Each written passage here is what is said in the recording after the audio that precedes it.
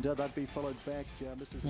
3-7-1 Royal Runner, race 4, we say yep. Race 5, Sassy Road, we say yes. And Ritza Danny, and yeah, that's an encouraging performance last time too. Race 6, they're number 1. So race 4, number 3, race 5, number 7, and race 6, number 1. We're taking a short break here on Trackside Live. We link up with Grant Nisbet. He'll talk sport for us after the break. EasyGo fully electric four-wheel drive utility carts are tough. EasyGo four-wheel drive utilities are perfect for lifestyle, recreation, stable farm and stud requirements, all with zero emissions. Born in the USA, these trusted vehicles and four-wheel drive utility vehicles are small but tough. Therefore, appropriate sponsors of the EasyGo Jockeys Challenge. There's $1.35 million in guaranteed quaddies in May. Every day in May there is a guaranteed quaddie or guaranteed turbo quaddie on thoroughbred, harness and greyhound meetings. Just pick 4 winners over 4 nominated races. Every day in May is a guaranteed quaddie day. Take a $10 quaddie easy bet and be in to win this May. For more information, see tab.co.nz.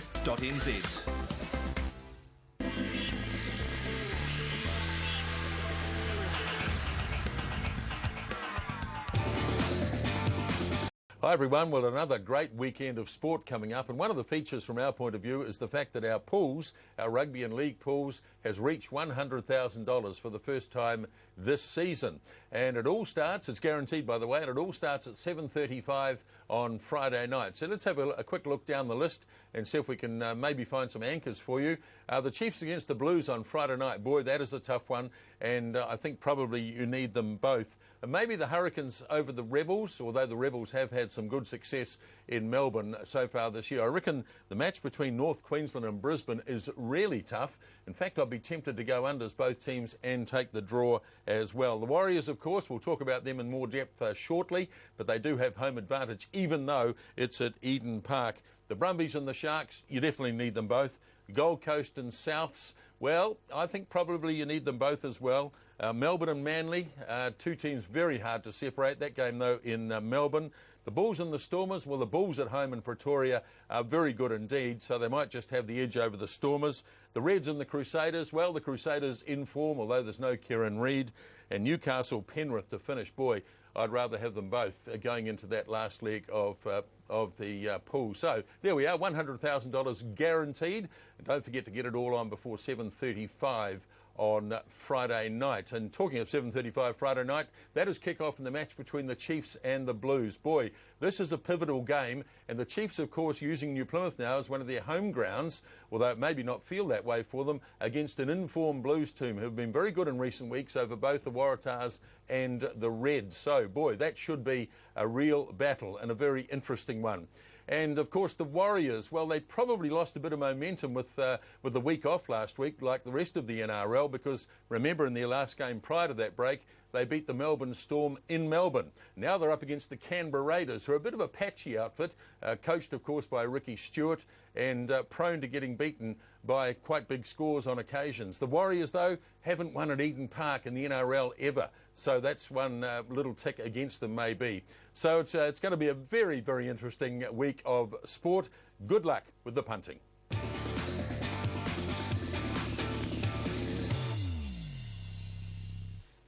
So Grant Nisbet with the sports update there, and there's plenty of betting options for you for the weekend as well. Don't forget about the Triple Trio worth $450,000 up for grabs on 3 races at the Cup, the Rotorua Stakes and the last. The bookies putting up 4 place bets if you are place fixed odds punting in the Goodwood, which has got a 20-horse field. That features in a 2Z prepared by Paul Richards in Adelaide, and also in the Rough Habit Plate from Brisbane. So just bear those in mind, and then of course you've got the extra money going into the quaddie, 50,000 to Alexandra Park's quaddie tonight, among other things on this weekend. Plenty of sports, back the Chiefs to beat the Blues, all that sort of stuff. And then multi them up into things like the premiership winners. Matt Cameron out in front, and so is Lisa Ladder, or maybe you like one of the others, Kevin Myers or Jason Bridgman, Michael Pittman, Mark Duplessis or Jonathan Parks. Race 2, meeting code 10, Class 1 distance feature. The next to go from Wanganui, where comes into favouritism. Sasha's won at 450 and 180 at 8 and 170 for Steve Clark. And a bit of money around the other greyhound there. Where was that? I just lost it on my screen there. Score is currently 0. 1 win 260, 2 wins 280, 3 wins 60, 4 plus wins 31. Well, it wouldn't have changed too much, as Mark said. Maybe you're getting a bit of value about some of those bigger numbers. Who knows? There's pink in this one, all about Amy and Lochinvar Camaro, both at 185. Could you? One, Aidan, all about Amy, because she did run a placing in behind Thrilling Rebel when she stepped up to the distance for the first time back on April the 21st. It was a pretty good run too, only beaten 3 lengths there. I didn't find the inside possibly the better chance than Lochinvar Camaro. He's an interesting dog, Lochinvar Camaro. He won a couple of times over 680 metres in Australia. In New Zealand, he's had 5 starts beyond 600 metres. He's run last 4 times and finished 6th last time out. So for Craig Roberts, who's got a team up here. Just in terms of the pink rugs, Aidan, just having a look through in my selections tonight. And don't forget, I'm wrong more often than I'm right with selections. But I had 2 number 8 winners. Thrilling Butcher. Now that field's down to 6 in race 3, the first heat of the Futurity. I thought he wasn't as vulnerable as he might be if it was a full field. I just didn't like him drawing 8 here. But it's a 6-dog field, so I think he'll come through and win that. Big Jamesy in the last I've got on top, but I think he's a bit short at $1.80. He's only won once in 6 starts in New Zealand. So I had 2 numbers, whichever way it works for me. I don't think both of them would miss for no wins in 7. But amongst my other selections, box 8 features very, very rarely. So I'm happy to go with 1 win or 2 wins as a backup there tonight. 2 wins straight out on my selections, but I'd be happy taking the 1 option as well. So, this race, Phone Tap. He's been racing a lot over the 650-metre journeys, including a 6:03 at Manukau on Sunday, ran 3rd there. Distant 3rd behind Lochinvar Brando, who was an easy winner there. Sasha's 1 and Par were both behind Phone Tap on Sunday. He's just been really consistent. Since his last win, Phone Tap, he's had 14 starts for 11 minor placings, but it's a good opportunity for him tonight as we get a look at Lochinvar Camaro. Paul Freeman and Angela Turnbull have another very interesting runner in this, and it's the 7 Jonesy's Fortune. Now, his last Australian win was at the Meadows in Melbourne over 600 metres. He hasn't really been racing like a distance dog here. And his 2 New Zealand wins have been over 375 metres at Palmerston North, and his middle distance runs here over 520 metres. He's largely been battling. Now, it could be that he just keeps battling beyond the 520 and up to the 645, and that's good enough. So I didn't want to risk him. Went 6 over 7. Then 2 King's Legacy. Now, here's a dog who just seems to run above his station over these distances, and he's had 3 goes here over the 645 metres, and he's run a couple of really good placings. 3rd to Indy Road and Phone Tap 4 starts back, and 2nd to Boston Chanel back in September. 4 starts back for him, beating Phone Tap and All About Amy, so clearly has to be rated a chance. Sasha's 1 should lead, and she could lead and win here. It's not beyond the realms. 2 starts back here over the 755 metres. She lived for a fair way and then got very, very tired, but of course it's a lot shorter than that tonight. Par, a capable distance dog in the past, but has just been a bit disappointing of late, and that's our distance feature. And it's a good one. It's a good even field, a good betting race for race number 2 on the card, and it precedes our heats of the Capital Paving and Landscaping New Zealand Futurity that get underway on race 3. All clear through for the distance feature race 2. About to load up with All About Amy box 1, Thrilling Rebel in 3, Gold Rug for Par. And out in box 7 is Jonesy's Fortune. Jonesy's Fortune's gone favourite 280. That's an interesting move. Second line to go forward, King's Legacy. Followed up by Sasha's 1, should see early speed from the 4. Then Phone Tap and the outside Lochinvar Camaro. Interesting starting point this, 645 metres. Around comes the bunny, the set racing. Good even break here. Phone Tap showed out and tries across King's Legacy and knocks it out of the way. All About Amy stays with it. All About Amy the inside of Phone Tap. They sheer up the pace by about 4. King's Legacy runs to third. Sasha's 1-4. Par the inside of Jonesy's Fortune, who's got well back. So's Thrilling Rebel. And Lochinvar Kamaru is last. All About Amy takes the pace into the back by 2 on Phone Tap. King's Legacy giving good chase further back to par. Starting to make ground is Thrilling Rebel. Sasha's 1 can't do it. Nor can Jonesy's Fortune or Lochinvar Kamaru. All About Amy still in front by 2. Phone Tap called upon now. They'll be followed by King's Legacy. Thrilling Rebel and par, they're running on, but All About Amy will defy them. All About Amy wins from Phone Tap and King's Legacy. Next to go by was Thrilling Rebel, then par. Further back to Sasha's 1. Jonesy's... Oh, good tough win. All About Amy. Alan and Janet Hall. In the past, they have been the trainer of some pretty good, strong dogs. Rosie Hall, the best one that comes to mind. And I'm not suggesting All About Amy will be a Rosie Hall because she was very special. But this has been a good effort in front. Seeing off Phone Tap early. And Phone Tap's a good, hardened customer. But he never really looked like picking her up. And King's Legacy just keeps going bottlers around here. If there was one of these every week, I think James Black, Alicia Steele just leave the dog here. And Thrilling Rebel got back in the early parties, ended up running 4th ahead of par. Both those two got a bit closer on the corner. I thought they might run into it, but they didn't quite. Sasha's 1 not quite as well away as I hoped. Did bump into par early, and Phone Tap got across them, cut down on a couple there. Thrilling Rebel copped a wee bit there, and Lochinvar Kamaru got checked wide going into that first bend.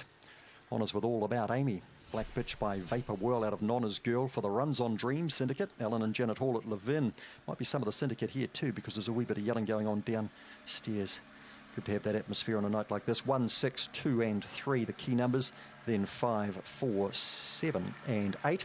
Winning time was 37.99. Run home 11.69.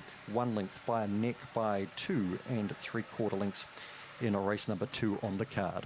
Race number 3 sets us underway. It's the Group 1 Capital Paving and Landscaping New Zealand Futurity. The first of 6 heats, so the 6 winners and the 2 fastest seconds go through to the $21,000 Group 1 final next week.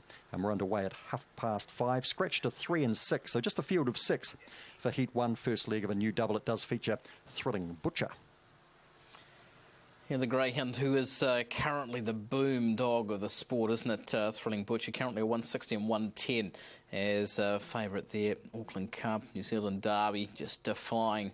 And, of course, getting a bit of a profile among thoroughbred racing as well, because Andrew Castles, Butch Castles, the racing manager at the least.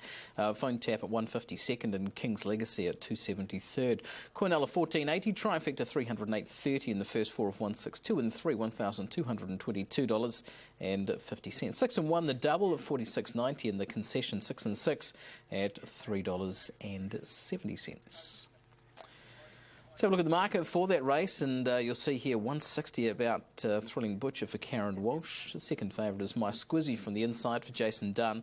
In pretty good form as well. It's won 3 of the last 5 for 20 time dasher, and that's at $3 back the place for Lisa Ahern.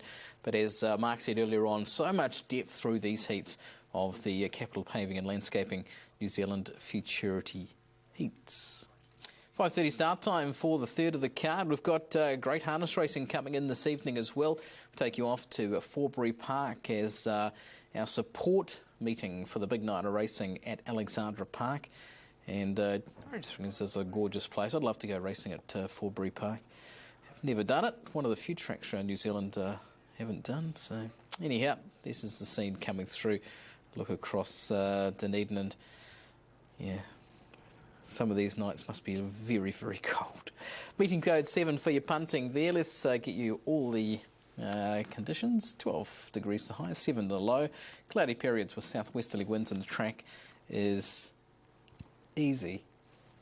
Let's get you 3 scratchings for Forbury Park. 20 to 6 start time and the trot. Number 10, Paradise Spur to come out of that. Race 2, 10 past 6, take out 3, Royal Cynic, 6, Sibelius, and 13, Sounds Like Us out. Race 3, just a 1 defector. That's number 6, Just a Delight. On to race 4, number 6, Jolton Joe DiMaggio out. Race 5, number 2, Cowboy out of that Forbury Sprint Series heat.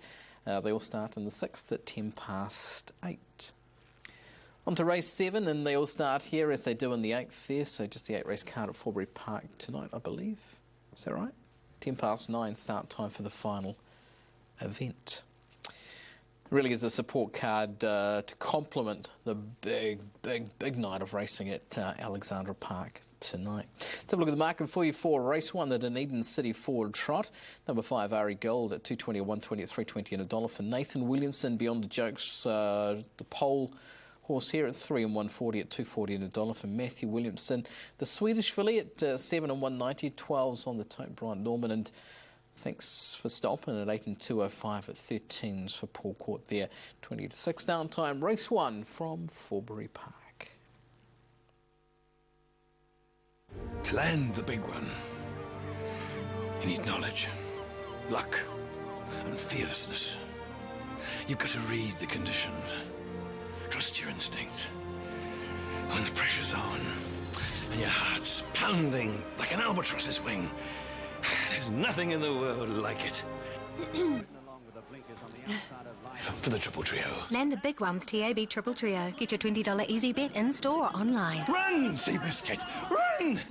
Ohoka Punter, New Zealand Derby winner 2013. He's a half length away by the big Moscow Connor. It's Ohoka Punter. He's the toughest tonight. Ohoka Punter, another derby for Tony Hurley. A Dormeen New Zealand Filly of the Year and 5-time Group 1 winner. At 3, she's a princess, but this girl is already a harness racing queen. And Adore Me won it and beat Splendour and I think Nookamai just in front of Delightful Christian. Bettor's Delight, standing at Woodlands Stud.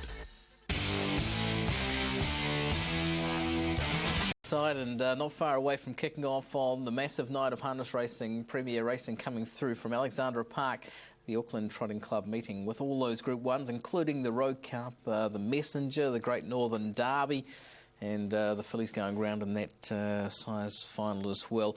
Meeting code 5 for your punting, 19 degrees high with a low of 10 tonight. Cloudy with showers and westerly winds. The track is in fast order at the moment. Interesting to see if that holds up there at Alexandra Park. On track for us there, Greg O'Connor and Craig Thompson. We'll get to them shortly as well. The first at 6 o'clock, they all start there. Race 2 at 6:30, take out 7, Hugh Hefner and 11, Max Creation. They all start in the third at 7 o'clock. Race 4 at 7:30, take out 7, Shimmy Shoes and 13, Cyclone Kate. Race 5 at 8 o'clock, take out 4, Berlusconi and 9, Awesome Teddy. Race 6, number 2, Majestic Time, comes out of the Northern Trotting Derby. They all start in the Messenger. Race 8, take out 4, Madison's Luck. 13, Silver Stream, and 14, Our Dainty Lady from the Rowe Cup. Race 9, they all start there at 10 o'clock. And the last of the 10 at 10:30, just number 2, Sweetheart, to come out of that Fillies Emirs Mobile Pace. $75,000 up for grabs in the pick 6 there tonight. That kicks off at 8 o'clock, race 5. And what about this? 50,000 up for grabs in the quaddie. And betting closes there at 9 o'clock. Race 7, the first of the quaddie tonight, and well worth chasing down the quaddie. Have a lot of fun doing it as well.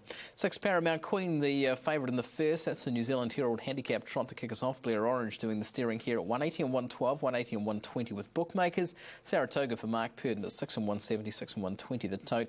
And Our Dainty Lady for James Stormont at 650 and 165, 690 and 180. Wings on High for Anna Donnelly. Next best at 9 and 220. Currently at 15s though, with bookmakers, and of the others 21s for Ballyronan, Maury Mack, Mingara for John Dunn at 21s, and Silver Stream for Jay Abernathy off a 30 metre mark for 21s. Madison's Luck there, 30 metre mark for Sean McCaffrey at 22s, and was this one who was in the Rowe Cup that's come out, Madison's Luck, or was that the other one? We'll just push the button here and find out. Madison's Luck, yeah, it was. Comes out of the Rowe Cup and goes into the opener. And currently at $26 with bookmakers. Well, if it was worth paying up for the Rowe Cup, it may be worth having a look here. Sean McCaffrey. She's a pretty promising, well, pretty talented type of trotter. 30 metre mark's not going to make it easy, but yeah, they're enticing you in at 26s. Zach Butcher at 280 in the Streamline Freight Drivers Challenge. Any other individual driver at 280. Mark Purdon at $3. Blair Orange at $4.50. And that any other driver includes Dexter Dunn, I just don't see why the bookmakers aren't giving us more options on these. I know there's a lot of drivers, but yeah, anyhow, it's only 4 options there. 280 about any other individual. Okay, what about the harness racing ring around for Alexandra Park tonight? This is courtesy of harnesslink.com. I think this is part of the box seat the other night. Blair Orange goes for Paramount Queen in the first, Scott Phelan for Pretty Awesome in the third, Anthony Butt for number 2, Joanne's a Delight in the fourth, David Butt, number 5, One Over the Moon, and Steve Richardson for 7, Franco Nelson, who's a bit of a long shot in the Messenger for Dexter in race 7. Right, now we're going to take a short break here, Traxxer. We'll come back with more greyhound racing from Wanganui. Sky Major drives at the pair, they hit it. Sky Major. Tony Hurley here, pinpoint accurate. Let this burn in your memory as the greatest blitzes them here in the 4-year-old. Dominant mare of the season, she proves it with a diamond today. Dexter done, and the first Jules colours up. The prestigious Harness Jewels, Saturday, May 31 at Cambridge Raceway, where champions are crowned. When New Zealand's leading studs and stables want scientifically formulated nutrition for their horses, they use Palamountain's chondroitin and omega oil are just some of the premium ingredients that go into Palamountain's products. To discuss their comprehensive range and find the right side, 848-276. Palamountain's providing premium equine nutrition.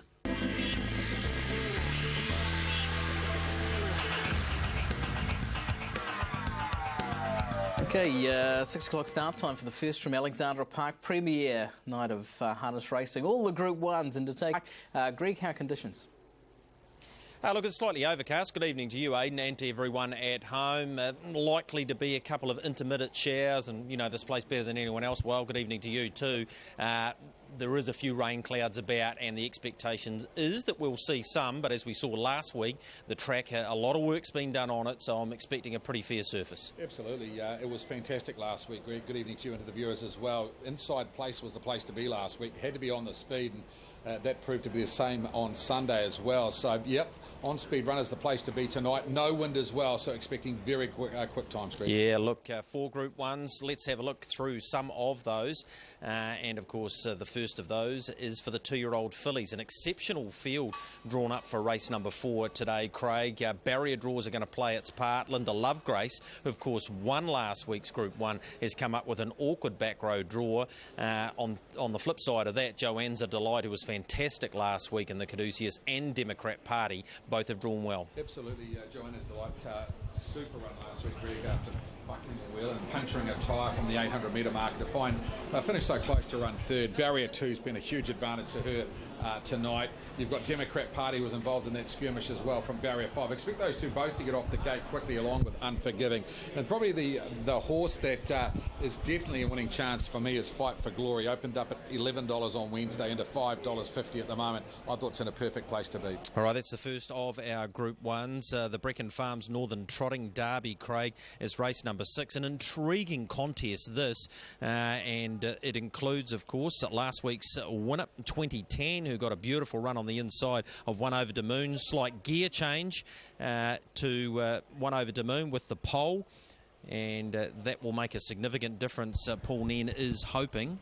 And, of course, we have King Denny, the Derby winner, from Addington, who's expected to be extremely hard to beat here. It's a $3 chance. I do believe, Craig, that it is as simple as those 3. I think they're the only 3 in the race, Greg. You're chucking the Northerner Mum's Pride as a first 4 chance for James Stormont, but big tester date for him. One Over the Moon, I think probably find the front. If he can get round those bends safely, I think he's the horse to beat. I think 2010 and King Denny if I was playing a pick 6. The Messenger, we saw the favourite, of course, Elios. It's race 7, 9 o'clock the start time there. Flip of the coin, $2. That was ridiculously short. He's now managed to get himself out to $2.50, and an update of that, $2.60 now. Yeah, I think Border Control's the interesting runner for me, Greg. He's just off the top 12 in the Jewels, and he's about $12,000 to make it into the top 12. He gets a good run through from the second row. He's probably the horse that's been backed in the last 24 hours. I thought Franco Nelson's sectionals in the Taylor Mile were outstanding. I put him on top just in front of Border Control. And yes, Elios, likely leader, would have to get a soft lead to win tonight.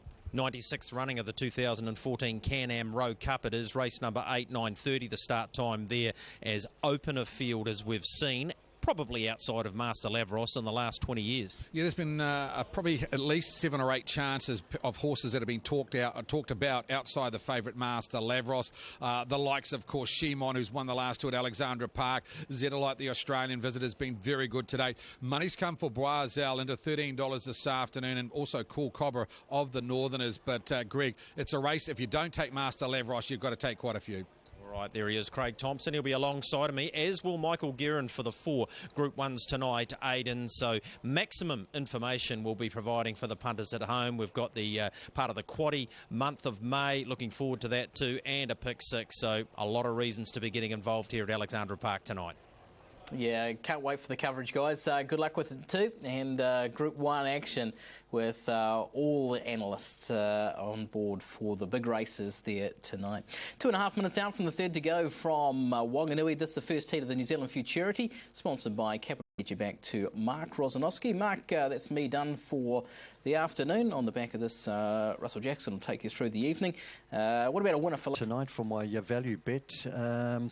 And that was Donato in the last. Put it in for third, but it could just steal a march on the favourites there at outside odds. My best bet of the night went round in race 1, so that is behind us. But Donato, if you're looking for a bit of value in the last, and as for the heats of this Futurity, well, they're just going to be outstanding. There's going to be many very good and even betting races. And of course, we've got greyhounds from all parts of the country. Capital Paving and Landscaping on board for the first time, brand new sponsors, so just thrilled to have them. And Brownsy Sports Bar, and through the association with Craig Rendell, have been the sponsor for the last 5 years, and the Wellington Club delighted with that. But very pleased to pick up Capital Paving and Landscaping, and the principal of that firm is Mike Maloney. Now I understand he's taken the staff down to the Angus Inn in Lower Hutt tonight, and they're watching the heats from down there, and hopefully they'll be up here next week for the final. They have new sponsors on board for a Group 1, and this is cutthroat. The winners go through, and the 2 fastest seconds. And some of these races, there are several chances, several dogs good enough to go through to the final. I think the consolation next week might be as competitive as the final. Only 6 in this, and I thought that meant that Thrilling Butcher was even harder to beat than he might have been originally. I thought he might be a wee bit vulnerable in box 8 here at Hattrick with an 8-dog field, but with the scratchings of the 3 and the 6, even if he got back in the field here or was a bit awkwardly placed at the first bend, he can finish off. He's just in such outstanding form. He's won 2 from 3 here. They were last May, so it's been a while, but he ran 4th here in November in the Wanganui Derby off box 4, but he's a better dog now, and he's been jumping a bit better, and he's won races like the Auckland Cup and the New Zealand Derby. 5 Big Time Dasher I thought might be the one for a bit of value here. He's better than his form reads. He is a Class 5 greyhound. He's won 4 from 5 from box 5, mainly lower in the grades, but it's a Class 4 win. Off the inside, and Andrea is an interesting runner for Ray Adcock, ran 3rd behind Royal Runner and Lady Champion, the New Zealand Oaks, both those runners coming later. Capital Paving and Landscaping, New Zealand Futurity Heat 1. Down they go quickly. My Squizzy, Big Time Dasher Bitcoin. Second line, Botany Pete, Andrea. And the favourite Thrilling Butcher, the outside, and we'll watch him jump the Butcher. Around comes the bunny, just about set. Racing, Thrilling Butcher, a fair break. It's a good even line with My Squizzy going hard early, and also up quickly there would have been Andrea around the first bend, and Thrilling Butcher drives to second by Botany Pete. Behind that runner then 2 Big Time Dasher and Bitcoin. Down the back they go. In front here is Andrea. Thrilling Butcher on its tail. Does it go left or right? My Squizzy back in behind them. Further back then to Botany Pete. Well back in the race to Big Time Dasher and also Bitcoin. Up they come. Andrea kicking too strongly for Thrilling Butcher. Andrea beats Thrilling Butcher. My Squizzy was game in 3rd. They'd be followed behind them by Big Time Dasher, Bitcoin, and last to go by Botany Pete. Thrilling Butcher, he has to be one of the 2 fastest seconds now. And we'll keep an eye on those times for second placings right throughout the night. Early on there, I thought he was going to slingshot straight under My Squizzy, and he wasn't quite able to. And then both Andrea and Thrilling Butcher got past My Squizzy, but he just ran wide coming into the straight, and he was under pressure there, and Andrea was just kicking too strongly. And Ray Adcock strikes first in the Capital Paving and Landscaping New Zealand Futurity Heats, and in the end she's run away for a big win from Thrilling Butcher, who is going to be lucky to make the final here as a fastest second, but is a good way from this winner. My Squizzy third, kept kicking, and Big Time Dasher ended up fourth. It was a race of two divisions here, really. Let's watch the Butcher. He jumped out okay, and it was a pretty good line. My Squizzy, though, showed good pace, and then Andrea got to the bend with Thrilling Butcher. Now, the Butcher looked like he got through there, and Andrea hugged the rail harder and ended up in front.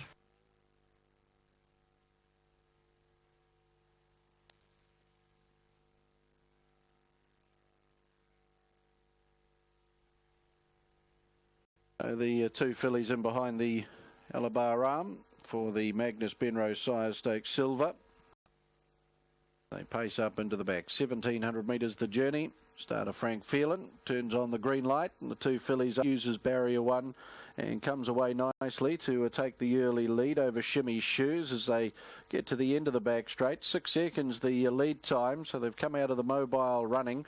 And Cyclone Kate, the Mark III filly, now takes the lead, trained by Gareth Dixon, Todd Mitchell doing the driving, and Shimmy Shoes in the trail, trained by Jeff Small. And the leader is Cyclone Kate in the Magnus Benrow Sire Stakes Silver 2-year-old fillies, leads by that length and a half over Shimmy Shoes in the trail, and 30.9 was the opening quarter. As they work down to the judge bell, and one to go, and Cyclone Kate by a length and a half over Shimmy Shoes as they work the stables corner. 900 metres left to go in the silver for the Magnus Benrow Sires Stakes. And Cyclone Kate leads away a length and 3/4. Shimmy Shoes in quarter posted on the board there. And Cyclone Kate. Cyclone Kate leads along by a length and a half. Shimmy Shoes in the trail as they pace to the end of the back straight. Magnus Benrow Sire Stakes Silver fillies. Cyclone Kate comes off the back, leading by the length and a half from Shimmy Shoes in the trail as they pace around the showgrounds bend. And Cyclone Kate, the Mark III. So Cyclone Kate down with 150 to run, leads by 3. Shimmy Shoes chases hard. Cyclone Kate, though, doing this nicely on the nickel throughout, and down to the line will score. Cyclone Kate wins by 2 lengths. Shimmy Shoes will be second. Magnus Benrow Sires Silvers, Sire Stakes Silver will go the way of Cyclone Kate, the Mark III filly, out of Heir to the Throne.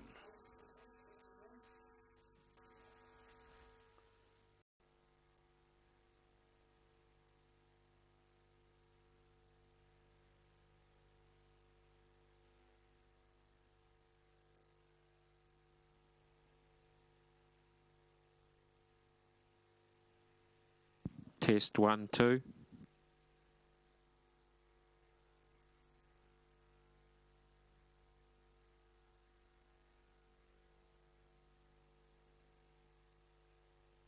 Official placings in the Magnus Benrow Sire Stakes Silver for 2-year-old fillies. 1/2. Horse 1, Cyclone Kate, paced the 1,700 metres in 2:11.23. Excuse me, 2:11.23. That's a mile rate of 2:4.2. Last 860.1. The 427.7. The margin being 2 lengths. So 1/2 in the Magnus Benrow Sire Stakes Silver.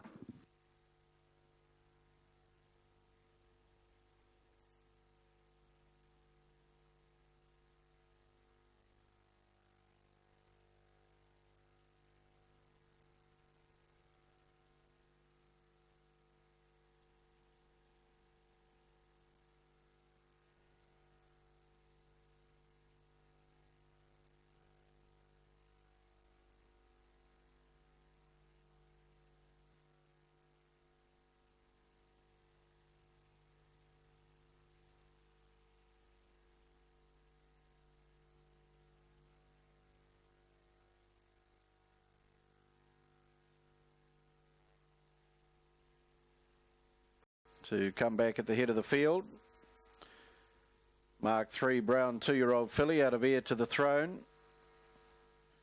Raced by breeders MD Lion, trained at Pukekohe.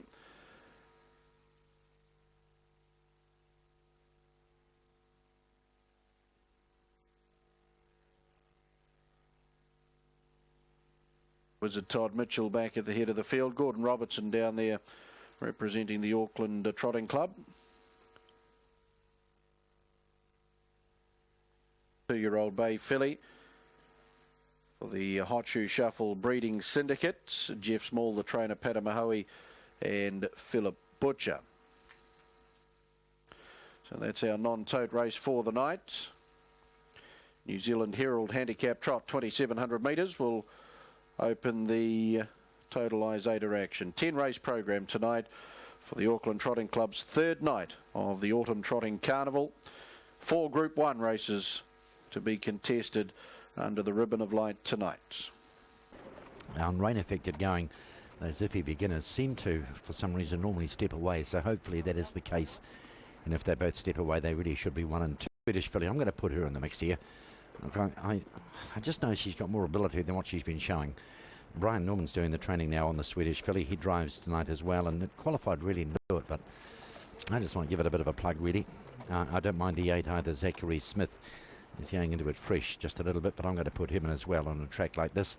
He's around 390, and the other I don't mind is that Lima Lad number 2. So I reckon the 5 and the 1 should really find out the top part of the race. You know, might be just the 8 races tonight, and I'm pretty sure if the rain arrives, the drivers won't be too disappointed about that, actually. There are some nice horses going around as well. Lightning Mac is in the 3rd. Real Ace will be a pretty good bet in the next, actually.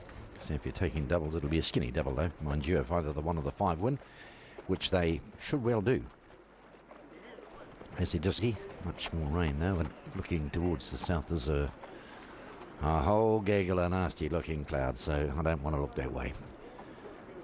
Could be colder, that's not that bad, actually, cold-wise. As the fields start to turn down to the barrier strand at the 2,700 metres. Race favourite here is RE Gold in the gold colours. Down on the inside, Beyond a Joke brings them up to the barrier strand. They're off, field away. Lima Lad just dwelt a bit beyond, down on the inside, galloping as Beyond a Joke's made a mistake after just stepping rather poorly. Over the outside of those, the RE Gold wants to run out to Beyond a Joke and is trying to tangle with Lima Lad, and they both gallop to the back of the field. The best to begin and going straight to the front. Thanks for Stopping leads out by 2 lengths down the side at the 2,400. The Swedish filly is 2.5 away, running second. Queen Mary was running third, having a gallop. Underneath it is Okai the New, and then RE Gold gets to 4th. About 2 lengths away is Zachary Smith, making up rapidly way, is only 2 lengths away. About 4 back to Lima Lad, who's got going, so is Queen Mary. Hazel Ellis back behind those, and about 5 lengths away Beyond a Joke's the last of them. They work their way inside the 2,100, and the leader is Thanks for Stopping, 2 lengths in front. The Swedish filly heads the chase after it. Okai the New runs along in 3rd spot with 2,000 metres to run. In 4th place is RE Gold. Zachary Smith right on its back. A length away to Lima Lad. The back lot, they start to close those gaps. Only 2 lengths to Queen Mary. About 5 away to Hazel Ellison. 3 lengths behind that is Biz the tail ender, and that's Beyond a Joke. They corner into the back at the 1,800. The leader is Thanks for Stopping. Straightens him for the run down the back, is still about 2.5 in front. The Swedish filly second, Okai the New third. 2 lengths away, 4th is RE Gold. Zachary Smith, Lima Lad, then Queen Mary. 2 lengths about to latch onto the bunches, Hazel Ellis. And Beyond a Joke at the 1,600s, 4 lengths last. They reach the end of the back straight. The leader's travelling well. Off the back by the 1,500. Thanks for Stopping, still a little more than 2 in front. The Swedish filly trails. RE Gold is left cover, works forward on the outside at the 1,400. Straight onto its back is Zachary Smith. It's followed it everywhere. Down on the inside, 3 back is Okai the New. Lima Lad next on the outside, following Zachary Smith. Queen Mary down near the fence. A length back then running, 1 away for the markers, Hazel Ellis. and about to get up on its inside is Beyond a Joke. They work through the lane. 1100 left to run. Thanks for Stopping's been doing all the hard work. Ari Gold is parked on its outside wheel. In the trail, the Swedish filly. Next on the outside, Zachary Smith. A nice cart along in the 1-1. Lima Lad has its back. On the inside is Okai the New. Queen Mary follows that. Over on the outside of its wheel is Hazel Alice. And Beyond a Joke still 2 lengths last. They have 800 left to run. They swing into the back. And the leader still travels well. Thanks for Stoppin'. A length in front. Sitting on the outside, Lima Lad's having a gallop back in midfield. Running up to the leader is Ari Golder. The speed goes on here. Length it's outside. In behind those to Okai the New. Works away from the fence. Queen Mary up on the inside. Hazel Alice 3 wide. 2 lengths away then to Beyond a Joke. Starting a run but galloped when it did. Also Hazel Alice has broken up at that point as well. They come to the turn. Thanks for Stoppings. The neck in front. Ari Gold on the outside. Zachary Smith right on its tail. The inside, the Swedish filly. Queen Mary and then Ari Gold is trying to pick it up and then Zachary Smith. Thanks for Stopping. Ari Gold is trying to wear it down. Tries hard on the outside. They go to the line. I think Thanks for Stopping has just got there from Ari Gold, who galloped just after the line. Third over is going to be the Swedish filly. Fourth, not sure. Queen Mary or Hazel Alice. Beyond, next in would be Beyond a Joke. Behind those, Zachary Smith and Lima Lad and Okai the New is the last one to go by. Might have just lasted here. Tried hard. Ari Gold on the outside. Thanks for Stopping had the lead. It was closing ever so slowly and towards the line, and it's just missed. The Swedish filly is third. Yeah, Zachary Smith was galloping out wide. He's not lapped on, they're all the same. He might get, would he get fourth? I don't know. He was out wide by the time I got back there. The other two had gone past him, so yeah, he might be the fourth one in. Thanks for Stopping on the Tote. $5.70 and $2.30. It was a good performance too from both of them, really, because Ari Gold sat parked that last lap, and this bloke was just a little bit too strong. Thanks for Stopping. The gap was closing, just inching shut the door, and he lasted. Thanks for Stopping, number 3. Paul Court. So we'll wait on the call, but that'll be the way they go by. I'm pretty sure of that. I'm trying to have a wee look next door, and it'll be 3-5. It's the way they go by, right? It'll get there, number 3, 3 and 5, and then the Swedish filly.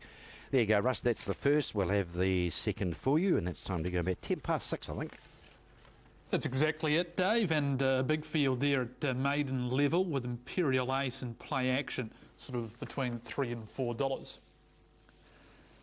Race number 4 for the Wellington Club at Hattrick is next. The second heat in the New Zealand Futurity for Capital Paving and Landscaping. The first heat was won by Andrea in a 30.04. You've got to win your heat or be one of 2 fastest second place getters. Scratch the 7 here. No one is in the box, so a bit of extra room for out wide greyhounds in this. Just 2 place dividends to be paid. And number 3, Royal Runner. It is the favourite, the Oaks winner for Paul Freeman, Angela Turnwald. It was the $5 equal favourite for the Group 1 final with Thrilling Butcher, who was running second, of course, in the first heat moments ago. Siren goes at Forbury as expected, with a few breakers, and certainly the 4th position getter breaking over the line. What's Up G and Speedy Kaz are in the head-to-head. That's option 1004 with the inside and the outside dogs going head-to-head. It's a Royal Runner favourite, $3, $4.30. Just had the 2 runs in New Zealand and is at $2.70. Number 4, Robbie, was second in the New Zealand Derby. Ray Adcock had the winner in the first heat with Andrea, looking to back that up quickly with Robbie, the New Zealand Derby final about a month ago. Then you've got the 5, Thrilling Georgia, Karen Walsh, the bitch by Collision. Your 2 minutes off race number 4, and Mark Rosanowski before we go to the 4th. Let's start with Thrilling Butcher's time. 33 for Thrilling Butcher and another 5 heats to go, so he wants to be one of the top 2 to make that final, and then the 3rd fastest will be first ballot, the 2nd fastest will be second ballot. It'd be a shame to lose Thrilling Butcher, it really would, because he's been the boom dog over the last couple of months. But nonetheless, there's going to be plenty of other good dogs trying to chase that down as well. And this heat here, it's just a peach. It starts with, well, where do you want to start, I suppose? I mean, I've got Robbie on top. He's a dog that was runner-up in the New Zealand Derby, as mentioned by Russell there. And he did have a start here a fortnight ago, and he got into trouble at the first bend, and he did quite well to run fourth, but at least he's had a look around here. Then you've got Royal Runner, who's had 2 starts in New Zealand, and the second of those was winning the Group 1 New Zealand Oaks down at Eddington.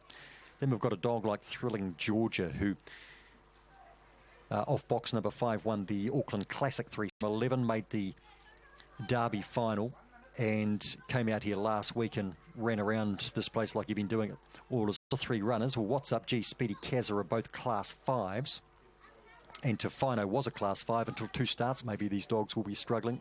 They all deserve their place, but you know, you've got the Class 2 right through to the Class 5, and some look a wee bit out of their depth potentially. But here, who do you write off? Forbury Park, 3, 5, 4 and 8, and it's concerning the 4th horse galloping there over the concluding stages. So the second heat of the Capital Paving and Landscaping New Zealand Futurity, I think the toughest, and it's the first leg of a new treble. I settled on 4, 3, 6 and 5 with no great conviction, because I'm leaving out dogs like Speedy Kazza, who up until not so long ago was the dog too, and I'd love to see him rediscover his form, but it might have to come another night given the ability in this field. Let's find out. Capital Paving and Landscaping, Thrilling Georgia. No one in box 7. Second line, Tofino, Robbie, Zipping Oric, Speedy Kazza. Butefield. Under starters orders. Green light on. Round comes the bunny. Just about set. Racing, What's Up G, a good jump the inside. Getting up pretty well would have been Robbie and Spen 4th. Zipping Oric back behind them. Thrilling Georgia just the inside of that now. And back last of all would have been Tofino. Down the back goes Robbie and puts about 4 lengths on them. Royal Runner charging Thrill on the inside. Around the outside to Speedy Kazza. Then we've got What's Up G. Thrilling Georgia can't do it. Further back in the race to Zipping Oric. Second over Speedy Kazza, very game run. Royal Runner was 3rd. They'd be followed by Thrilling Georgia, What's Up G, Zipping Oric and Tofino. Harold Adcock, he's been training winners for longer than I can remember. He trained my first ever dog when I was an 18-year-old, and been a fine team tonight. And Andrea and now Robbie have taken out the first 2 heats, and he was screaming along in front. The benefit of that look here a fortnight ago, and in peak condition tonight to defy a very good field. Speedy Kaz has gone a very big race from the 8 box. Royal Runner, the New Zealand Oaks winner, misses out, and Thrilling Georgia will be 4th, narrowly ahead of What's Up G. Head-on shot there for you, Russell, to chew over, and we'll look forward to heat number 3, race 5, due to go at 6:20. Excellent stuff, Rozzo, with Ray Adcock still with 2 runners in the later heats. We'll see how they go as we look over the market for the first on a massive night at Alexandra Park, with the 4 Group 1s, of course, later on, and plenty of undercard features. The first trot over 2,700 metres. Before we go to the team, just moments ago, Greg had a chat with Nigel McIntyre at the start.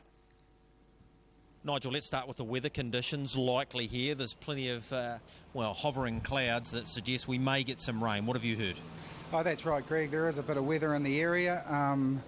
However, it's been around since lunchtime and missed us so far, so hopefully we get through the night. All right, let's get through the first few races before getting into the Group 1s. What do you got from the steward's desk? Yeah, over to race 1, Greg. Mingara sustained a punctured wheel in the run home over its most recent start. That was after working during the middle stages, and also as a gear change tonight, Greg. Fixed deafeners off and removable deafeners on. Then we go to race 2, Laura Megan. Over race, driver reported last week. That's what they put the poor performance down to. Spoke to John Dunn during the week. He was happy with the way the horses worked during the week. Then we go to race 3, Silver Wisp and Tarn. On Sunday, missed away and then struck interference around the final bend, and that was when finishing 2nd. Also, we'll go back to last Friday night. Waterloo Sunset broke at the start and was still able to finish 3rd. On to our Group 1s. Let's get straight into it. Race number 4, the MAGNESS BENROW Sire Stakes. Yes, Greg. Last week in the Woodland Stud Caduceus Club 2-year-old fillies race, there was a bit of interference at the 1,000. This was due to Democrat Party shifting ground outwards. As a result, Joanne's Delight, Art Exhibit, Bird of Paradise and Do Valor all struck interference in that incident.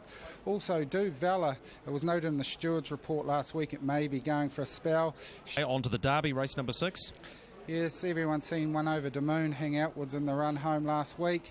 I was speaking to Paul Nairn during the week. He has made some gear changes and he believes that should alleviate the problem there. Mark Jones advised didn't handle the right-hand way of going, worked during the week, different bit, and a couple of gates down to race 9, full speed ahead, disappointing performance last week. The connections advised they were getting blood taken. That has happened. Failed to reveal any abnormal up rounding the final bend at their most recent starts. Terrific night of harness racing tonight, Nigel. Hopefully a quiet one for you. We'll go through the gear changes race by race, and thanks for your time again. Thanks, Greg. So it was Nigel McIntyre taking us through the stewards report tonight. Gear in the first, Our Dainty Lady, who movable deafeners on and the fixed deafeners off, of course. Also on the ballot for the Rowe Cup, Silver Stream and Madison's Luck, and they both come off at 30 metres in this. There's the favourite. Why wouldn't she be? Head to head here we have Our Dainty Lady and Wing Sun High, but she's just been terrific, Paramount Queen, including getting the money bags last week, and on that sort of form, Craig, it's going to take a heck of a performance to beat her. Well, it is, Greg. She's been beautifully placed by Mark because she's gone from a C1, winning that off the front, C2 winning that off the front. She gets into a C3 off the front, all on Premier Night. So beautifully placed Mark Purdon. You'd think the way she performed last week in winning, she'll step away. More than likely will fire in the front. Our Dainty Lady's quite. If you're going on time, she actually ran a second and a half faster than Paramount Queen and running 4th last week, Our Dainty Lady. And that was, of course, behind Shimon, who goes round the Rowe Cup tonight. So Our Dainty Lady was at 10 and 3, into 6 and $1.80 at the moment. Clear main day. That was a good run last week. Made good ground on the mare Paramount Queen. He's a top 3 chance. And of the rest, I thought probably Mingara, the best value in the race. 32 and 7 from here that carried a punctured tyre last week. John Dunn, senior driver, takes the drive tonight. And I think Mingara is not the worst here at longer odds. All right, I was Quinella in the first. Yes, I like Our Dainty Lady too. That 4th in the Green Lane Cup had a lot of merit, and you have to respect her tonight. And Wing Sun High, as we know, heading towards the Harness Jewels too. Aaron White's marked them 6, 1, 2 and 5. He's found Ballyronan in his top 3. Without further ado, we'll get up to him for your thoughts on this terrific night of harness racing. Good evening to you, Aaron. Yeah, good evening to you, Greg, and Craig, and everybody around the nation. What a night of harness racing we're in for tonight here at Alexandra Park. Paramount Queen for me in the first, looking for a hat-trick of victory. What was a very strong 4th in the Green Lane Cup. She wouldn't have been out of the mix in the Rowe Cup tonight. The 2 Ballyronan, yes, I've always had a bit of time for her, and I think the front line draw is certainly a key off the front tape for her chances tonight.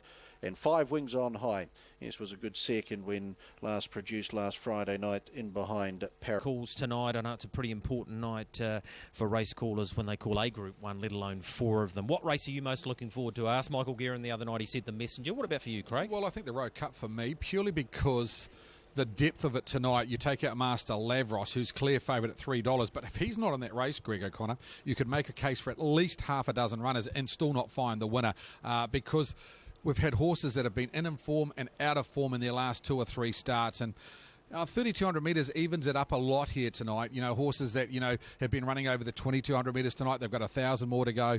And also manners are the key, going from mobile to standing start. So for me, I'm really looking for the Rowe Cup tonight as my highlight. And of course, what we saw last week, the majority of the field went round in the Green Lane Cup and not a lot separated. So it's an intriguing race. And yeah, I'm thinking they'll run a decent time here tonight, Greg. Let's hope. We've got a little bit of rain coming in now, but that track will compress and it'll stay relatively fast. Yeah, spoke to John Denton, who's been up helping the team on course again this week, and they're very pleased with it.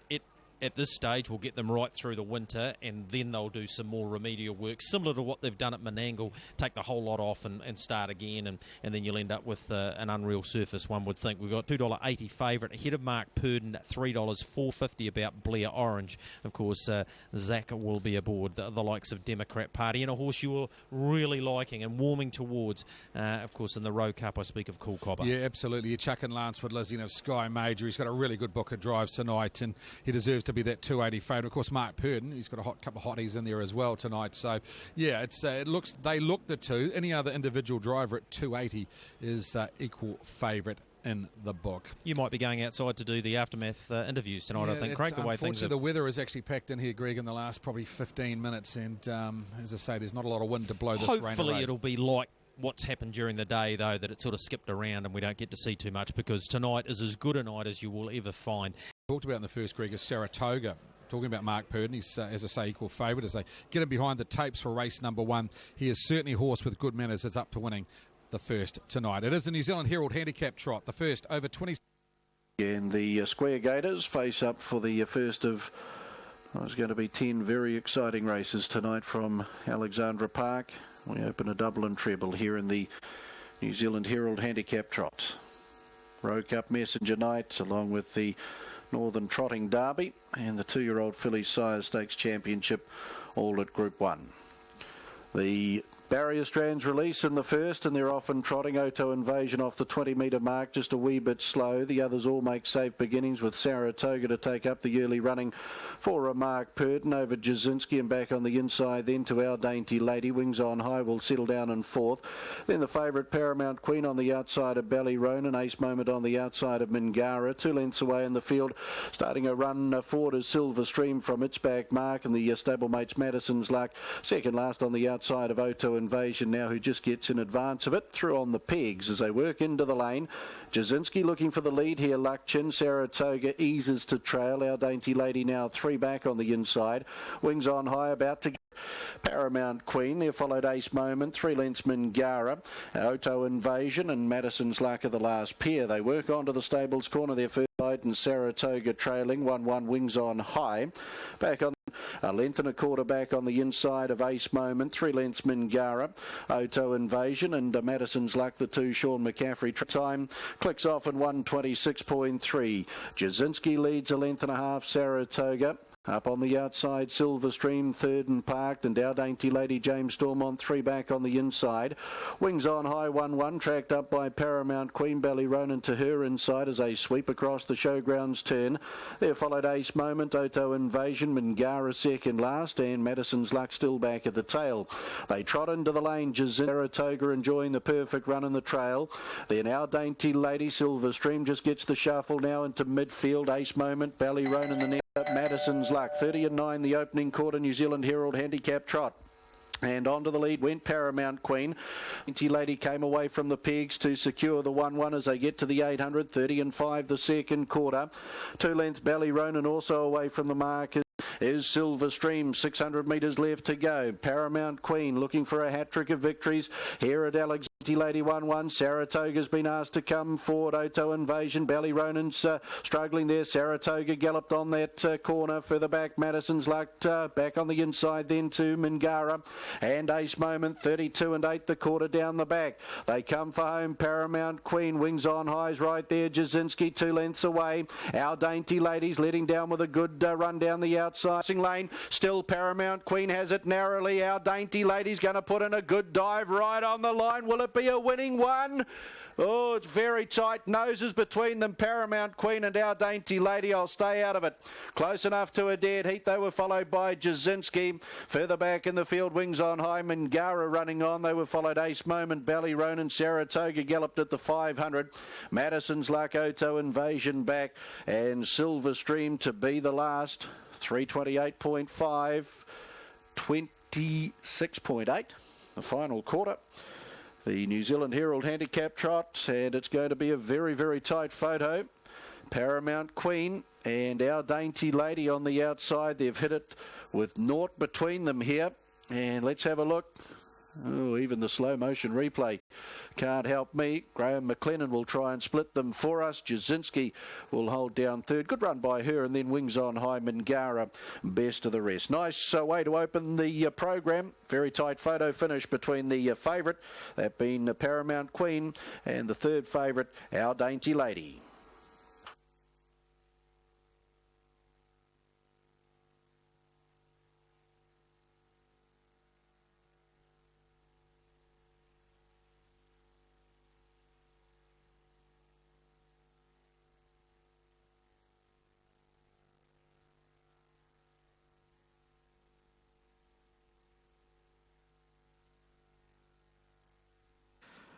Official placings race 1, the New Zealand Herald Handicap Trot. 164,597. 164,597. Horse 1, Our Dainty Lady, trotted the 2,700 metres in 3:28.55, a mile rate of 2:4.3. Last 860.7, the 430.7. The margins are nose, 3/4 of a length, 1 3/4 lengths, 164.597, race 1, the New Zealand Herald Handicap Trot. Petite will take the first, the New Zealand Herald Handicap Trot. And a tight photo. Win 5 at start 34 tonight. James Stormont, the trainer, Pukikoe, and Jimmy doing the driving. Gets the narrow victory in a good fashion. Linda Forsman and Angie Russell down there for New Zealand Herald. Part of the victory celebrations for the Auckland Trotting Club. David View, Paramount Star, Chestnut 4-year-old mare for Studholme Bloodstock Limited. Mark Purden, Natalie Rasmussen, Rolliston, the trainers. Blair Orange, for Jasinski third, the Monarchy Brown 5-year-old mare out of Levinsky, raced by Dr. Alice Chin. Mazin Van Prague, along with AC Paisley, Ivan de Beek and CJ Cross. Luck Chin, the trainer driver out of Tamaheri. Number 1, $1.20, $1.20 for Jasinski, $9 even, $9. The Quinella, $3.90, $3.90. Trifecta, $393.40, $393.40. The first four, $2,262 even, $2,262.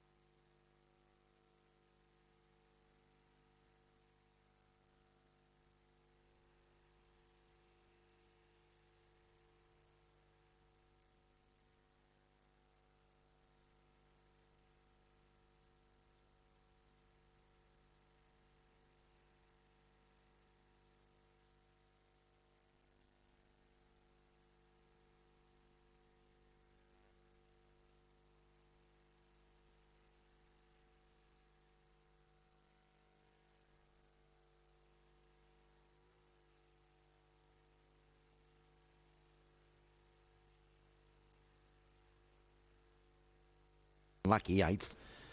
Not sure what happened to it last time out, but look, it's at 73s and 12th the place. It's drawn 1 here. It's only 2-2. It's going to get a trail. I reckon it might be just a gold coin on the place. This maybe $5 on the place because, you know, 5/12 is 60.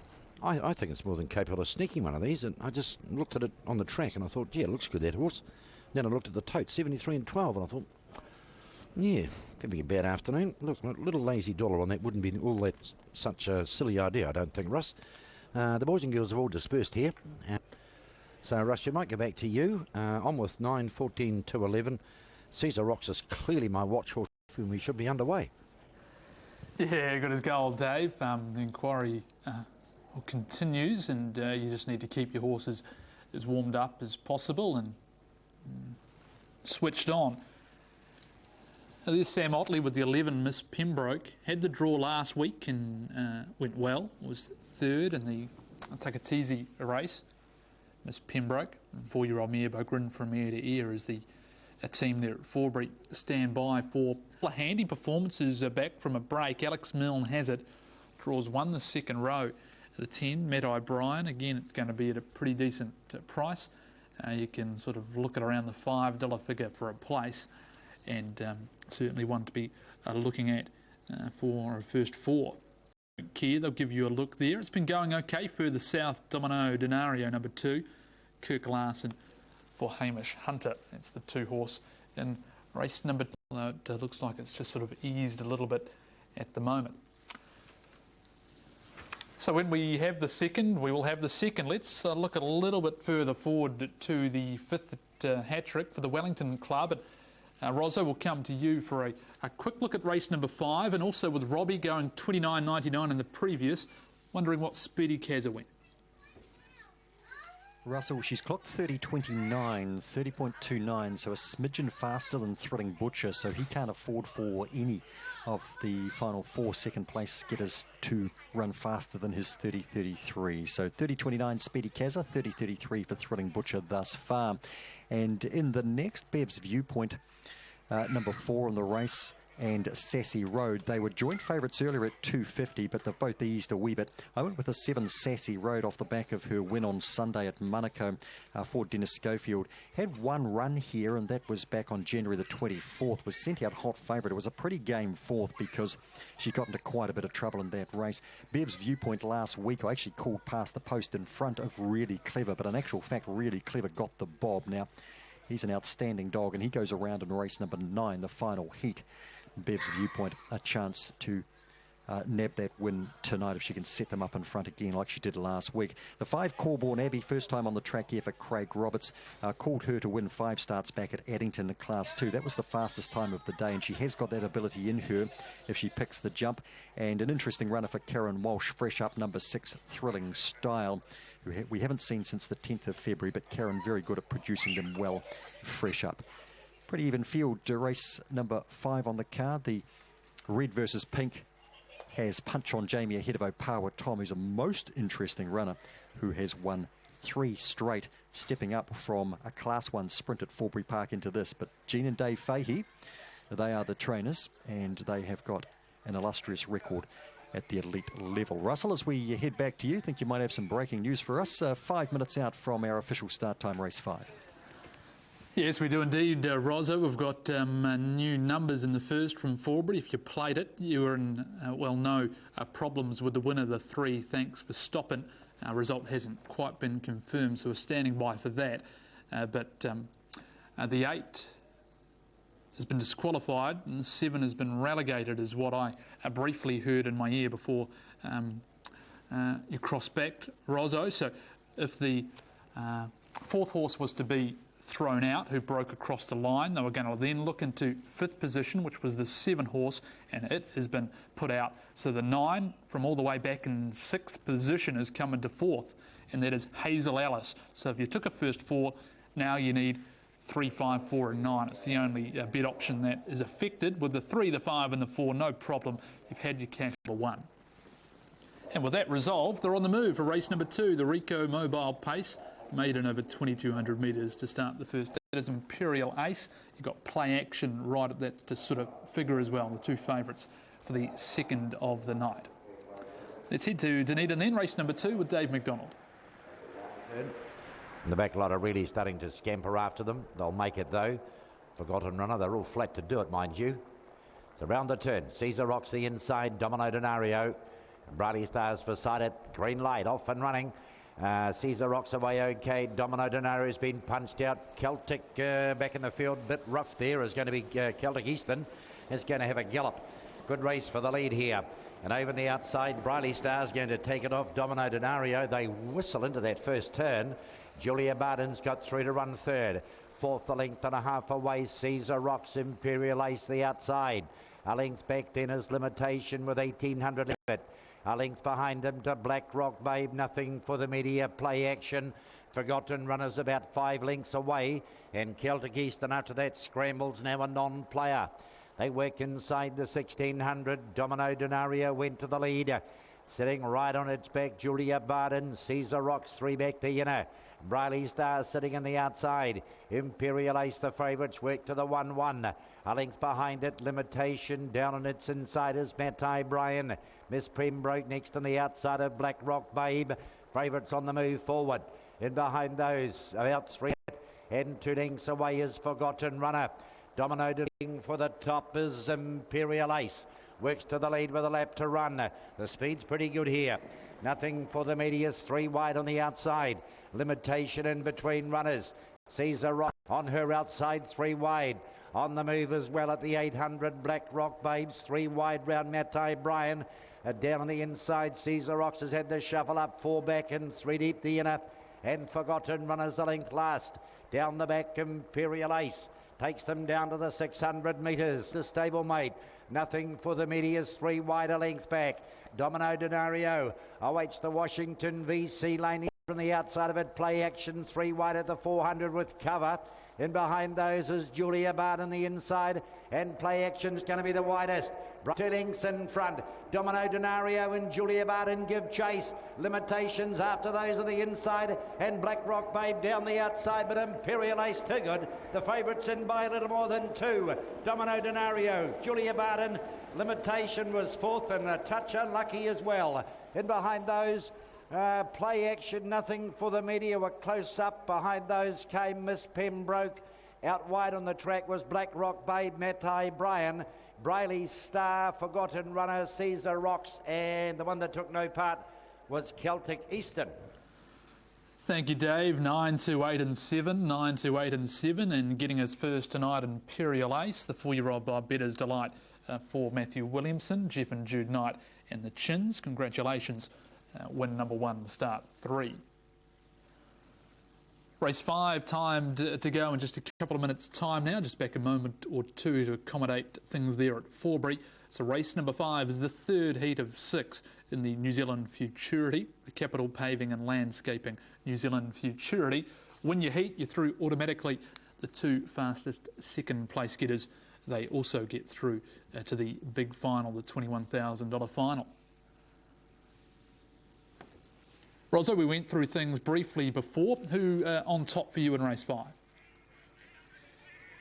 Russell, in the end, my numbers 7, 4, 5 and 6. Sassy Road over Beb's Viewpoint, Corborn Abbey. And also Thrilling Style. You can make a case for a few. And gee, it's been a changing market for the bookies. Punch on Jamie off the insides right into 6. Croissant's trimmed up a couple of points to 12. Beb's Viewpoint's eased to 3. Thrilling Style, a drifter out to 11. Sassy Road's out to 350 from 250 earlier. And very interesting, a par with Tom, 16 into 13 into 11. This is a dog who 2 starts back won a maiden sprint at Addington. Won a Class 1 sprint last time at Dunedin. Has won 3 straight. Gene and Dave Fahey have got such a wonderful record in races at the top level, then you just, can't dismiss him. But what a massive leap in class. And you have to probably have a bit of a leap of faith, I think, to back him. He's down 0.9 of a kilo. He's a pretty small male greyhound anyway, and he's down today to 27.8. He's actually run a couple of seconds at that weight in a New Zealand Racing Series qualifier and also in a maiden. So at Forbury Park, result 9, Imperial Ace at 330, 160, 240 for the 2, 480 for the 8. Another trifecta you would have seen if you got it. Verse 4, 1897.20, double 24.70, and the concession 25.83 with 9, 3 with 2. Bev's Viewpoint set them up last week and hummed along in front and got beaten in the nose by Really Clever, who's one of the hottest dogs running around. This is one of our men, who is very often working for us, Tote, and tonight he's along here and he is just enjoying a night of greyhound racing and punting. So some of the people behind the camera normally, in front of the camera tonight, and just enjoying himself, along with the crowd here at Hattrick Raceway. It really is a good night out. Now, off the back of this, quickly away to Alexandra Park, race number 2 on the card there on a premier night of harness racing. So, can Bev's Viewpoint set them up and this week hold? I'd expect speed from Sassy Road out wide, who was a Class 5 winner on Sunday at Monaco. Corborn Abbey's got speed if she can pick the jump first time here. Thrilling Styles fresh up today. Punch on Jamie off the insides, 1-2 from 2 here, but both in Class 1 and fairly moderate time, so it is a bit of a step up for Punch on Jamie in that regard here on the track, but has punched right through to Class 5. Croissant off Bucks number 2's got a very good record around here, a Class 4 greyhound. Amberlight, another runner for the Fahey's here. First look at the track on race night is a Class 3 dog. Corborn Abbey's a Class 4. Thrilling Style just a Class 2, and Opawa Tom, Class 1 runner out in box number 8, adds intrigue. Behind the box is Capital Paving and Landscaping New Zealand Futurity Heat 3. Punch on Jamie, Amberlight, Corborn Abbey and Sassy Road, the first line. Second line, Croissant, Bev's Viewpoint. Green rug for Thrilling Style, pink rug for Opawa Tom. Lined and ready, round comes the bunny. Just about set to break, there now. Racing, Punch on Jamie out pretty well the inside. Sassy Road cuts right across. Bev's Viewpoint's gone down, fallen. She picks herself up and goes the right way. Sassy Road in front round the first bend from Punch on Jamie. That'd be followed by Croissant, and just getting past that, the inside Amberlight. Big break back in the field. These others are no chance.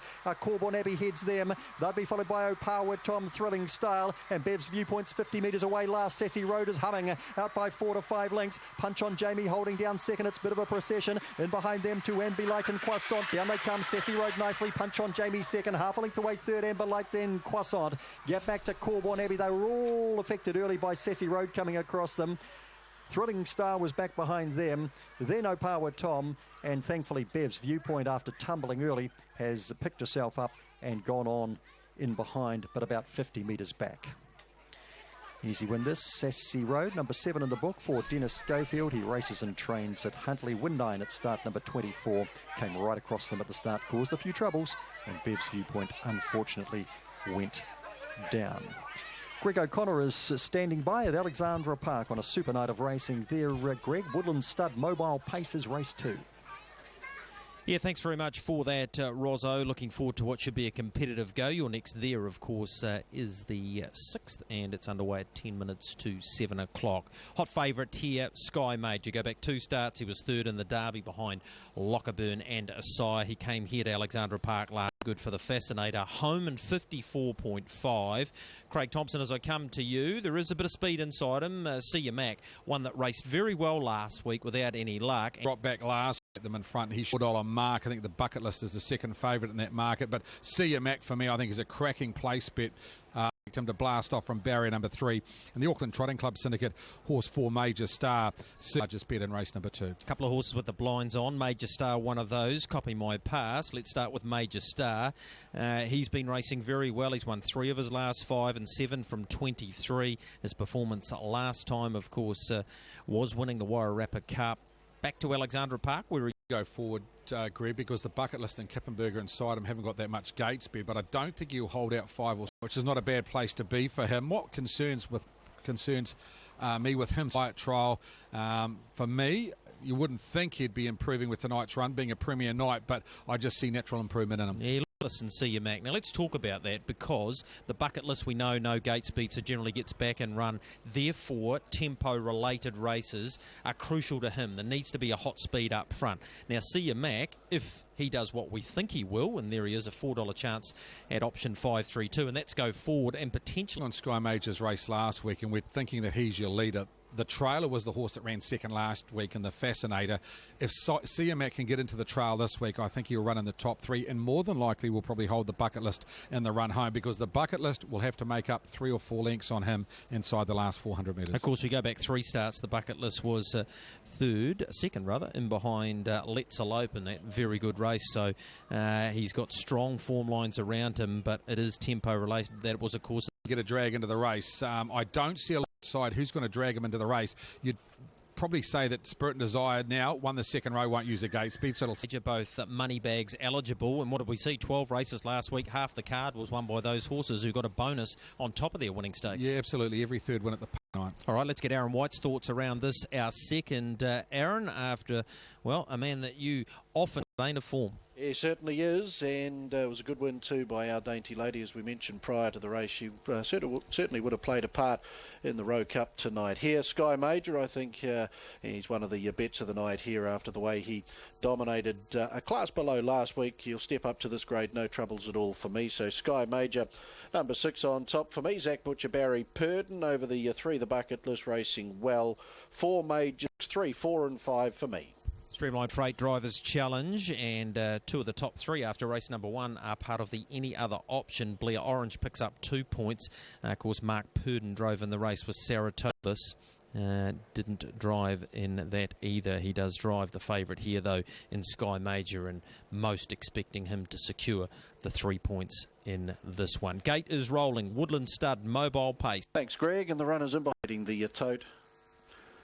Horse number 5, most impressive last week, running for a money bags bonus this week at $1.04. They come, and the green light is on, and the Woodland Stud Mobile Pace field is sent on their journey. Come across on the inside, then Spirit and Desire's got a lovely run through from the second line, followed Major Star, then Laura Megan, getting back to the same piece of territory as they work out of the home straight. They head to the 1,800 metre mark, and Life So Fine holds up the lead, but now Sky Major, as he did last week, heading into the back to get away from the markers here.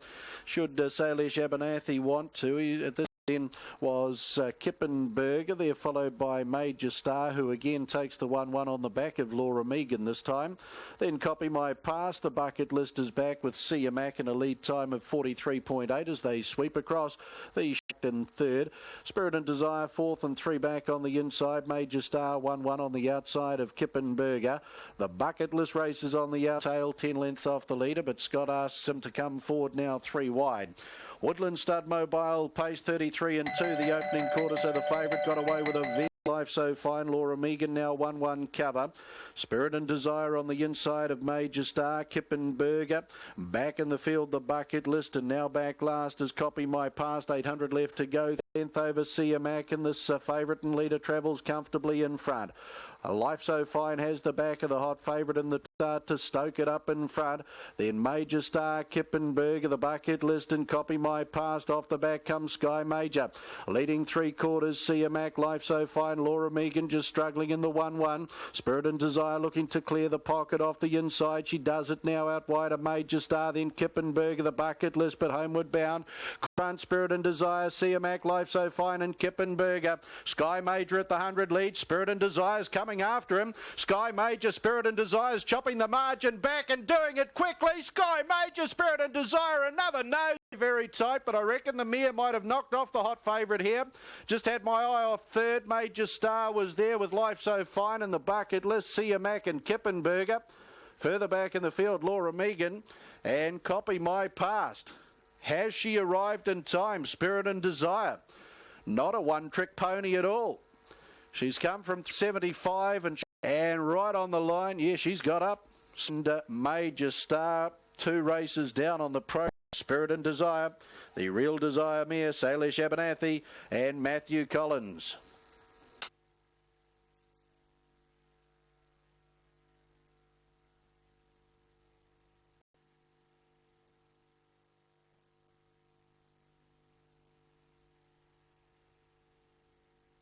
Official placings, race 2, the Woodland Stud Mobile Pace, 963-145, 963-145. Horse 9, Spirit and Desire, pace the 20.5. The last 400, the last 854.7, and the 426.8. So sensational sectionals there. The margins, a nose, 6.5 lengths, a nose. 96314. Spirit and Desire, when you look at the last half, 54.7. What she run her last half in to get to Sky Major. Right on the line here. Raced by the Spirit and Desire Syndicate. Congratulations to you. Matthew Collins picked up a winner last night at Cambridge.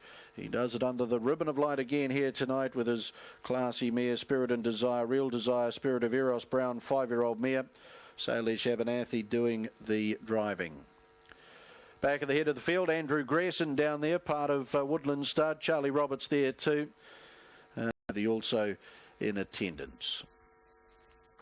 6 Sky Major Art Major Sky Beauty Bay 3-year-old colt raced by Mrs. KJ Purdon, TG Casey, Clearview Racing number 4 Syndicate J Lohman, TF Henderson, and the Anzac Racing Syndicate Zach Butcher, Barry Purdon, and 3 the bucket list. Just getting third, Christian Cullen Bay 4-year-old Entire out of Saddle Ridge, raced by Bruce Carter Bloodstock Limited, R.C. Johnson, J McKinney, Mrs. J.A. McKinney, Miss J.H. Cole, and the TTC Syndicate Jeff Small, the trainer Patamahoe, and driven by Philip Butcher.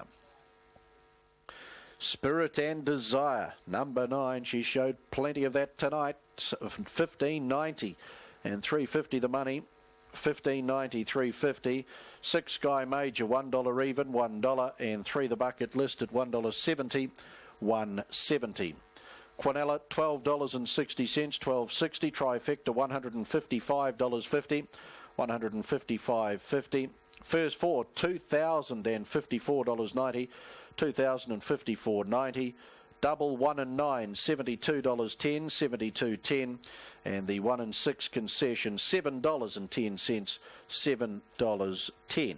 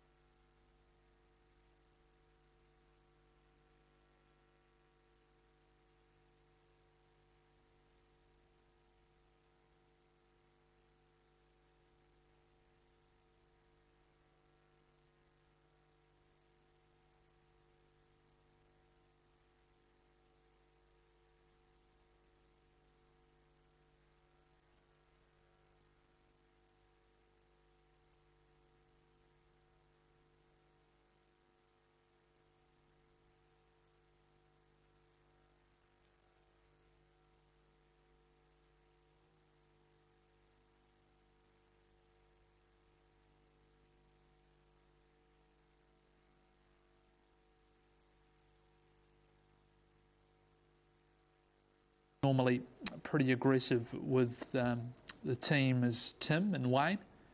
Beautiful brown eyes. She's doing a very good job. She's $3.20, $3.90 as we get pretty close to start time for race number 3.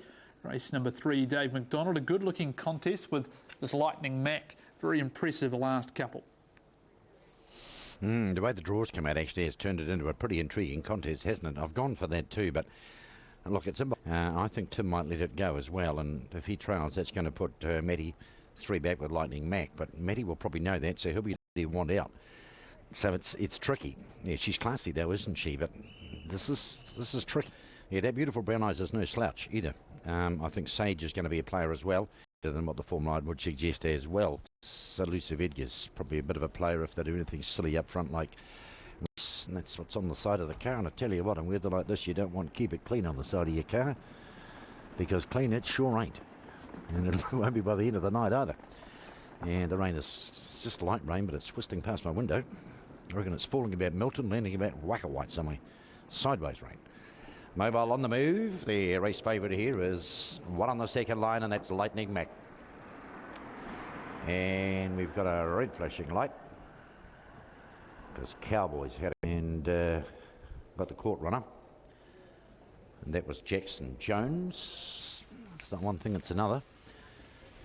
And the fielder, 2 in the middle, don't know what to do. So we'll just hang fire for maybe a couple of minutes here, Russ. Not like we need it, but we will be just a touch late. Had to gallop there with Katie Cox aboard and interfering with the ones in behind it. So yeah, the 4-year-old gelding by Courage Under Fire will have to be settled, and then Katie will have the option, of course, of Checking how things are going. The track has been absolutely lightning quick tonight, so it would indicate it's playing. They've got it as they want it. Race number 6 is the 4th heat in the Capital Paving and Landscaping New Zealand Futurity. Winners so far and automatically qualifying: Andrea, Robbie and Sassy Road. We are 7.5 minutes away from the next heat, race number 6. Scratch here, number 5. Well, no one was in there, but we'll remain with just the 7 runners. Now, Ritzadani was the 4th favourite ahead of the heats getting going at around, yes, it was $9 for the final. $2, $1.40, $2.20 and $1.10 for Lisa Ahern. The dog by Bombastic Shiraz was having a run at Monaco last time. First look at Monaco and didn't get into its work, but prior runs very encouraging, including a almost last to first performance at Wanganui near the end of April. As we look over the market at Hattrick, at Forbury, they are sort of milling about behind the mobile. No movement just yet, so Rozzo will quickly come to you for race number 6. And before that, Sassy Road, 29.85. Quick stuff in the previous. What did the second runner go? Russell Punch on Jamie's clocked a 30.32, 1/100th of a second faster than Thrilling Butcher. So the best he can hope for now, the Auckland Cup and New Zealand Derby winner, is to be on the ballot. So Speedy Kazza, the fastest second so far with 30.29. Punch on Jamie with a 30.32. They are all incredibly close, with Butcher there at a 33.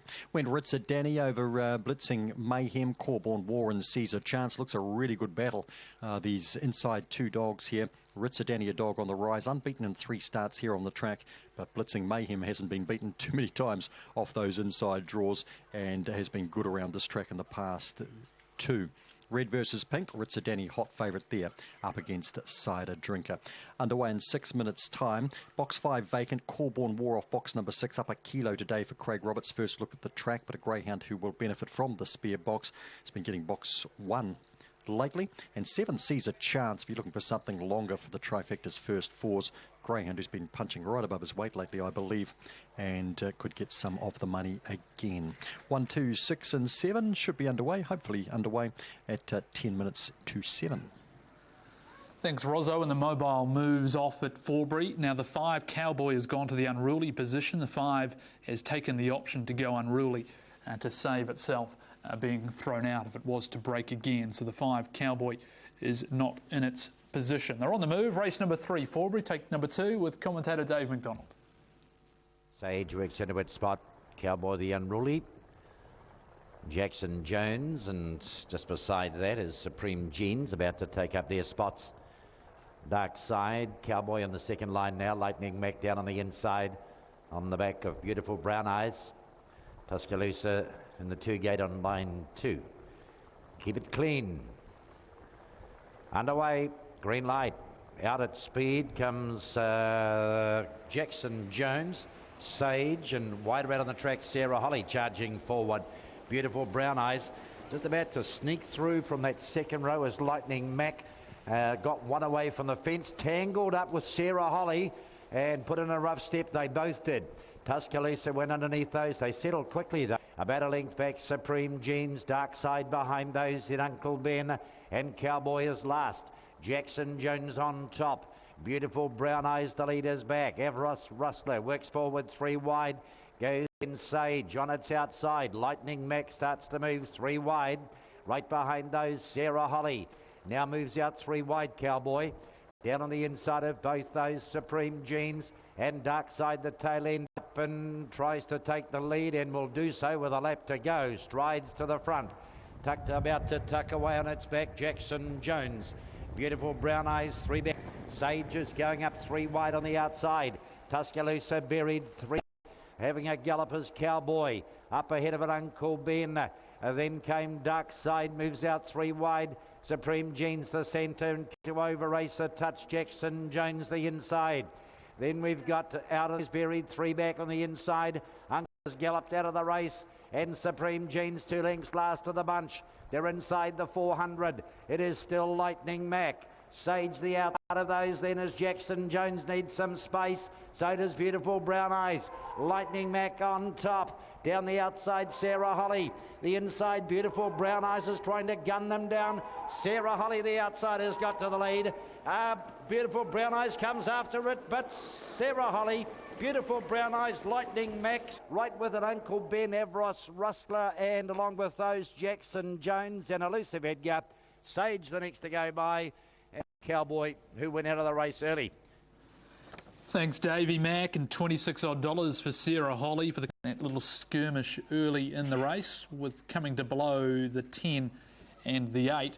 The Stipe will have a good look over that. It seemed Lightning Mac had got out immediately into the running line, sort of turned away because I thought it got out okay, and then all of a sudden it's almost coming to grief with the eventual winner.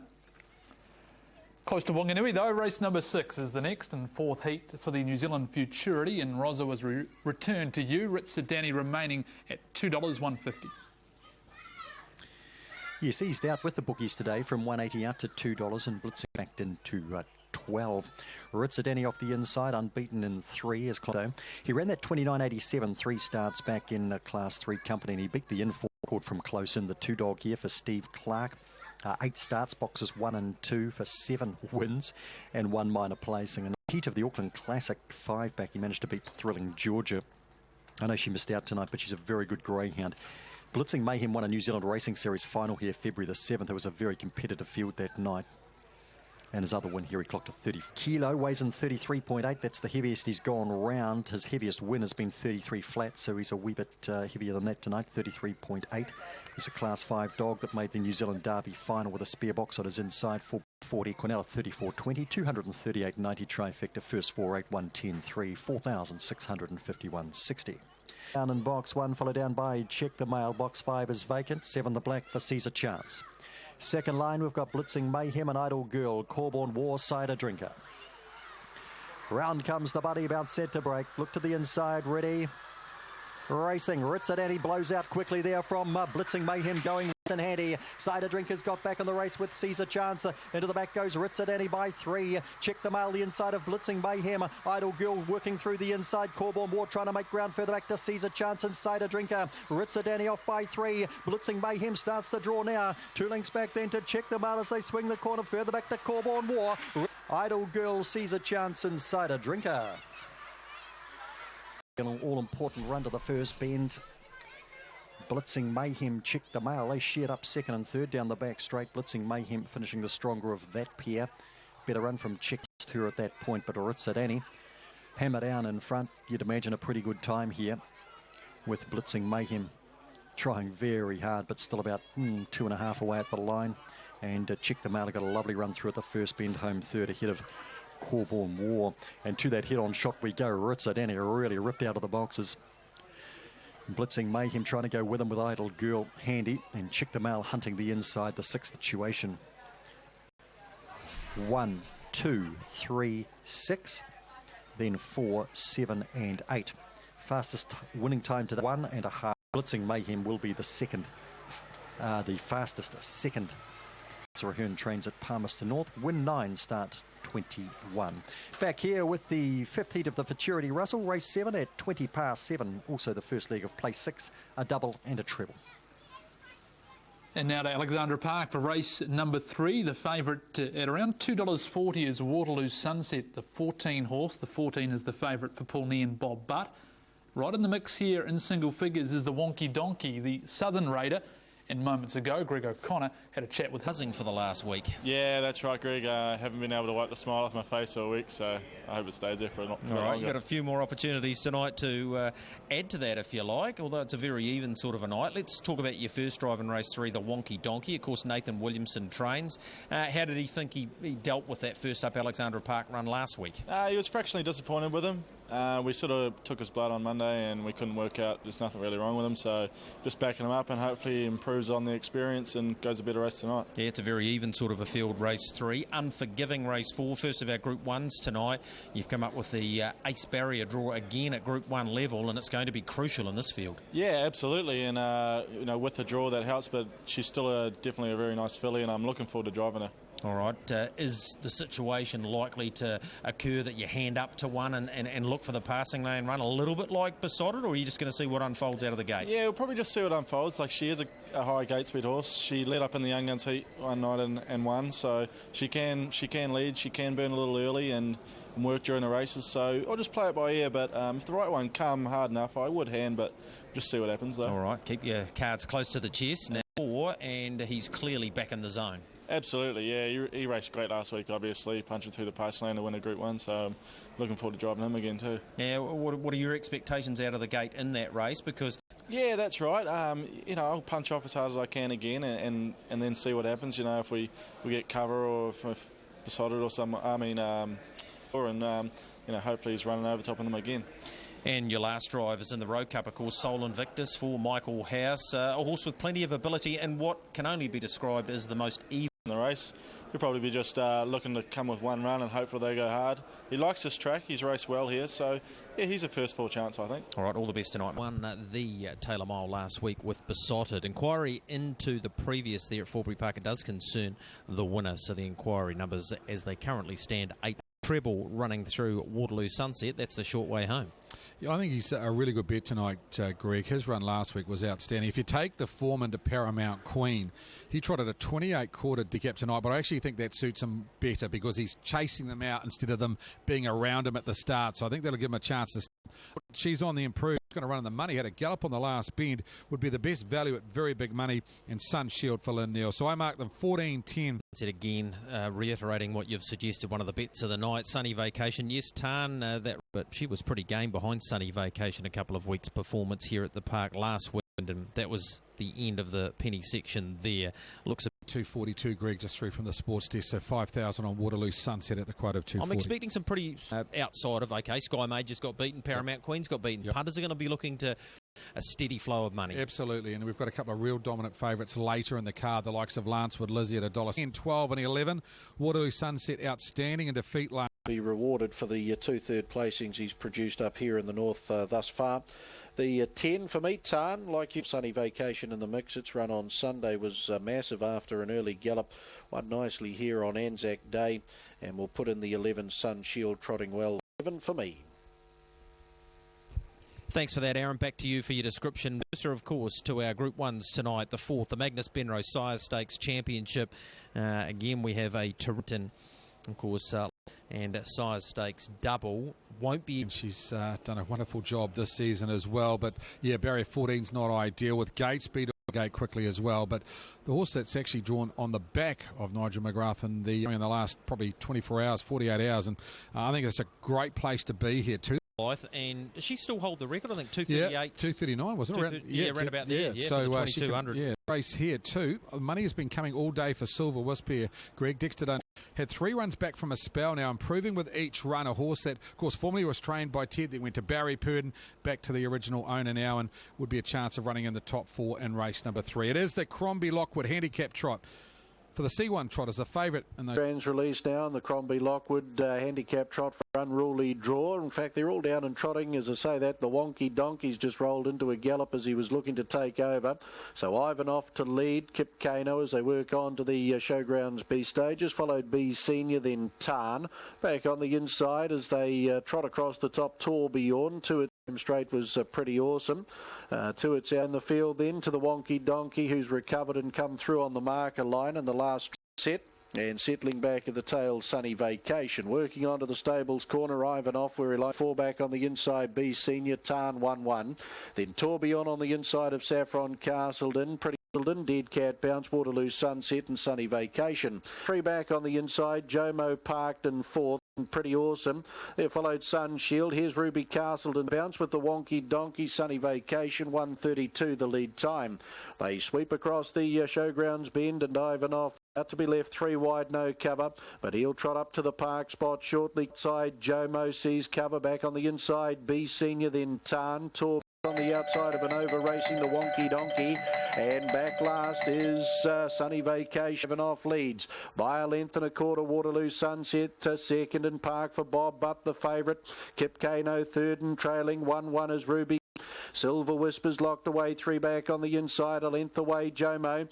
Sun Shield, Sunny Vacation taking off from the back, the Wonky Donkey, and Dead Cat Blue Sunset. Kip Kano waits the passing lane, then Ruby Castle and Silver Whisper back on the inside, then Jomo.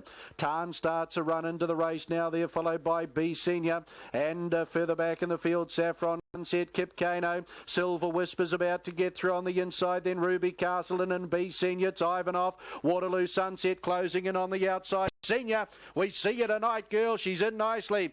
Ivanov second, Silver Wisp third. Then Waterloo Sunset, Kip Kano, Tourbillon, Tance, Jomo, the Wonky Donkey, Saffron Castleton, Sunny Vacation back with a Sun Shield, 29 and 8 the final quarter, 3:34.8 the overall run. We'll trim that up. A little bit with the handicap, but BC. David and Claire McGowan, and she's let down powerfully in the last 100 metres to get over the top of Ivanov. Another good game run by him, and Silver Wisp will sneak through just on the inside to knock off Waterloo Sunset, the favourite there for third, then Kip Kano. Crombie Lockwood, handicap trot, nice win, B Senior.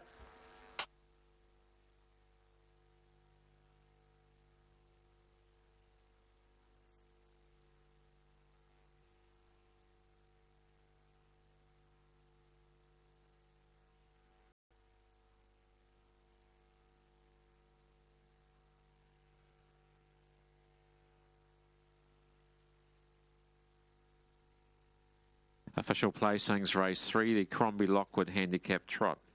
615-14-2-9. 615-14-2-9. Horse 6, Biseni, trotted 3:34. It's a mile rate of 27.6. Last 859.6 and the 429.8. Crombie Lockwood Handicap Trot. The senior back at the head of the field on the call of our judge Graham McLennan. Mrs. Claire McGowan, the owner. Monarchy Bay, 5-year-old mare at a Scoozy, win 5 at start 21. David and Claire McGowan, the trainers out at Pukekohe. Andrew Vent doing the driving. Gayleen McKenna, Phil Cook also in attendance. One Ivanov to make it a Monarchy Quinella. A 5-year-old gelding out of Barsukova, raced by CJ Cross, C. Heberley, and Dr. Alias Chin, Luck Chin, the trainer-driver out of Tamahiri, and 5 Silver Wispin for third, the Continental Man by 5-year-old gelding out of Tats Pride, raced by EJ and B.E. Edwards, Ted Edwards trained at Mangere, and Dexter Dunn. The 6B Senior, $30.20 and $5.70, $30.20 and $5.70. 1 Ivanov to return $4.80, $4.80. 5 Silver Wisp at $3.30, $3.30. Quinella $192.60, $192.60. Trifecta $3,361.30, $3,361.30. First 4 not struck. Big pool going through to the first of our Group 1 features tonight of $4,108. And the opening TAB treble tonight, 1, 9 and 6, the numbers required, $3,367.50, $3,367.50.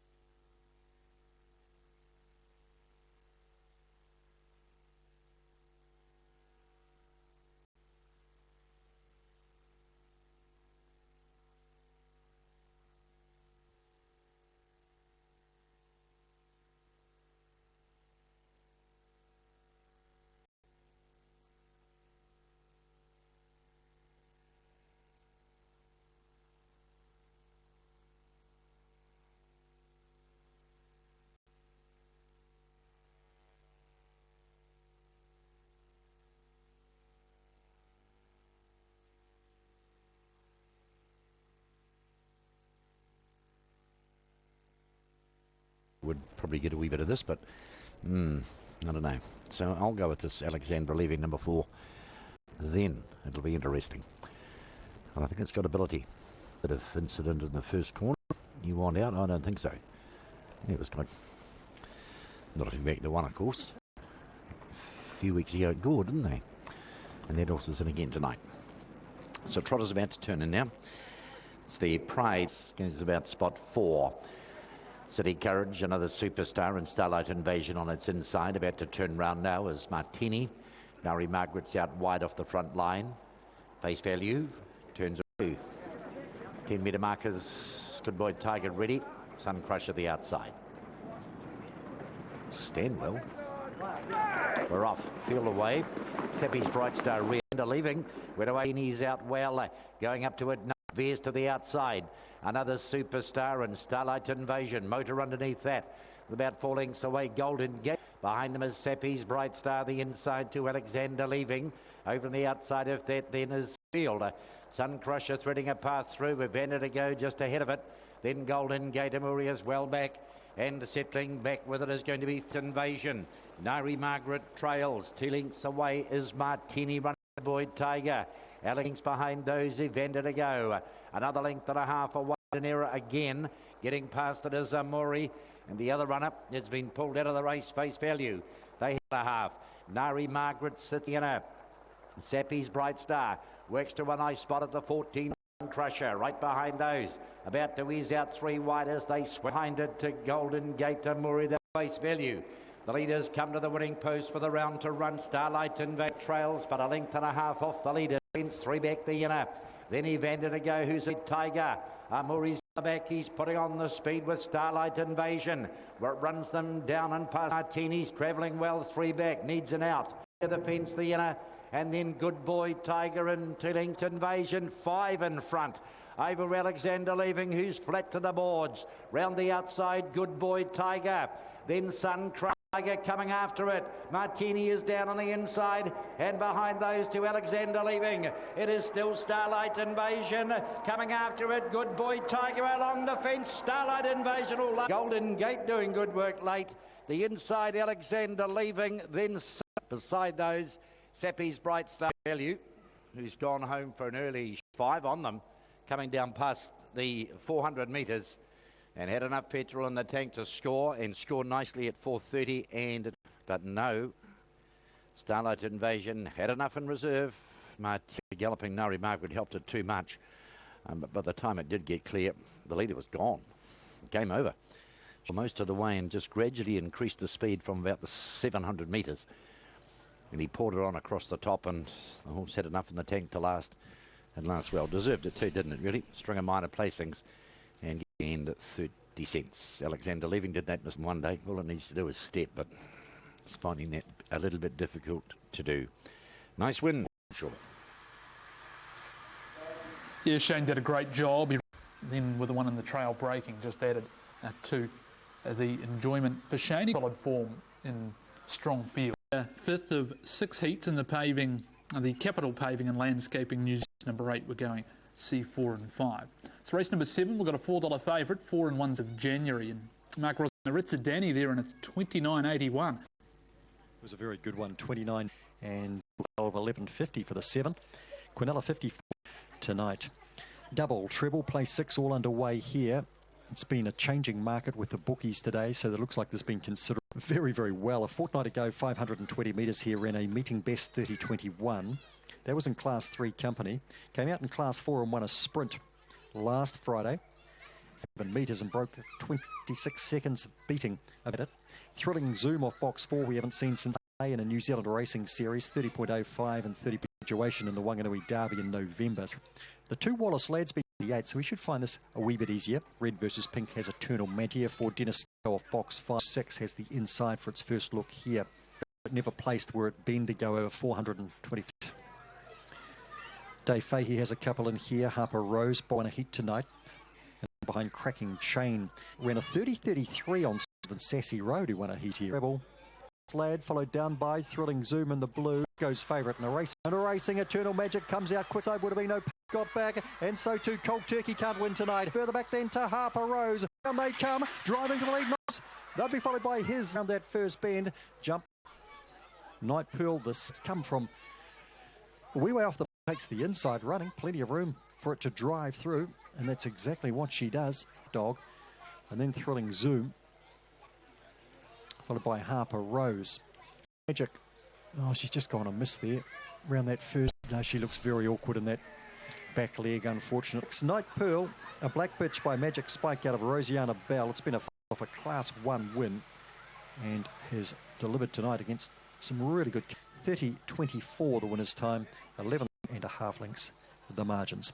That wraps up race 8, though. The Class 5s go round over 520 of the Group 1s at Alexandra Park. Higher Stakes Championship for the 2-year-old fillies. Night Pearl, Wallace Lad 250 and Thrilling Zoom 180. 58.40 carry forward there, and there is about 4,000 coming forward into the... A terrific field over the 1,700. They should fly around here. Joanne's a delight, a lot of money for her. Equally, Democrat Party, a lot of money coming for her in the last hour or so. And then you've got the Mark Purdon runners, the likes of Linda Lovegrace, who won last week. So the book favourite at the moment, Democrat Party, $3.80. $4 about Joanne's a delight. Fight for Glory, who punches race. 5.5 minutes out. We're going to catch up with Barry Purdon and then be joined by Craig the Whale Thompson and Michael Guerin, as we will for each of the Group 1s tonight. So an exceptional field for this, and a man with a big hand to play in it is none other than Barry Purdon. Thanks for joining us, Barry. Democrat Party, what she's done since coming north to your barn has been all very good. Yeah, no, she's raced really well, Greg, and she goes to tonight's race. She's pretty fit. Last week, misfortunate incident about 1,100 metres from home when locking wheels with Joanne's a Delight. Just probably took the sting out of both fillies, to be fair, and certainly affected. Up with Joanne's Delight, but you know, it's just sort of undone her a wee bit. So, but Barry, she has good gate speed. What are you and others that can too? I said to Zach, you just have to. And she's exceptionally quick across them, but you know, Joanne's later in the program, Strawberry Courage. What have you made of his last couple at Lance Wood? Run well, and nice draw again tonight. Virtually the same field, but hey, she. Us as always. Good luck. Thanks, Greg. Part of the build-up. Now we're joined by Michael Guerin. An exceptional field in part to play, Michael. Yeah, hey fellas, nice to be 3 for the 2 big jumping to example. This is not quite as push buttons as Simon Lawson and his delights on the cusp. The majority of them, the Joanna's money they accumulate here, but some do. Well, going into last week, I've got no reason to think she's good. A lot of money for her both sides of the Tasman. As good a 2-year-old filly as he's ever had. Yeah, and Liberty Bell at this level, so I'm expecting fire with Chicago and lead comfortably. And beat Fight for Glory. Perfect spot here, guys, because if there is gates, if there is a little bit of confidence in the camp. It's got a far big 1,800. I can't think of a horse. So for me, if you're punting, I would think Joanne's Delight. I think Democrat Party yet to be proven. Right, Unforgiving. She got to be a very good first. $1,000 on Joanne's Delight right through until the last half an hour. Obviously, to the Group 1 secure at Alexandra Park, they've been hard to find. Yeah, Craig Thompson, that's a fair list. Yeah, and Venice on the Group 1. MAGNESS BENROW. The first of MAGNESS Lights, they're often pacing off stride early. And her now Democrat Party and Joanne's a Delight, the first 2 out with Joanne on that first corner. There followed Fight for Glory back on the inside, Better Be Supreme. There followed Bird of Paradise, Art Exhibit back on the inside. And Better Think Twice. 6 seconds the lead time, and Joanne's a Delight leads, coming up strong, no cover.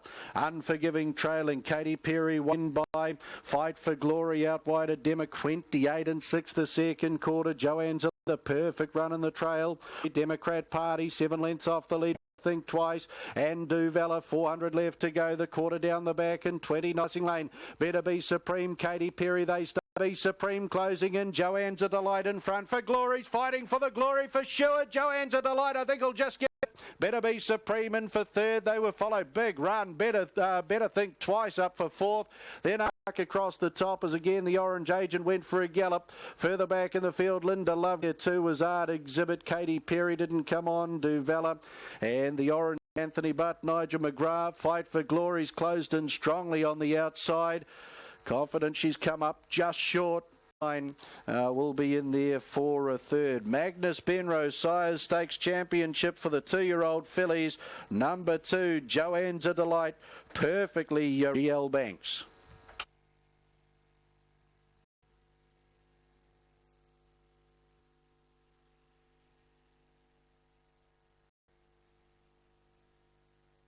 In race 4, the Group 1 MAGNESS BENROW Sires Stake 14.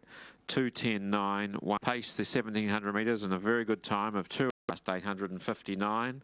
The 420 2:10.9. 1:12.14 race 4. The Group 1 Magnus. You had the barrier draw tonight, Anthony. You're able to dictate. You've run a very good time to a 1.9. The gate then never really got too much pace, and yeah, it was a long last 50 metres. Yeah, did you actually think for Nigel McGrath, as you have done, particularly in the last 3 or 4 years, regularly at Group 1 level to win a race? But yeah, always good to drive for a good mate. Yeah, it is. Yeah, he's a great trainer. You know, really good with these young horses, and he had a wedding to pay for, so I knew he'd have a spot on tonight. The sales over a very long period of time, so this is a good win for them. Yeah, they put a lot into the game, you know, all around the world, so really good. They're supporting the racing down under, and you know, good results. And that with that sort of run can win these types of races, so it's nice to get one in the bank. Yeah, that's right. There's 3 or 4. They're all good fillies, and they said the draw makes it a bit more yet before the season ends. Yeah, congratulations to you, mate. Thanks, Greg.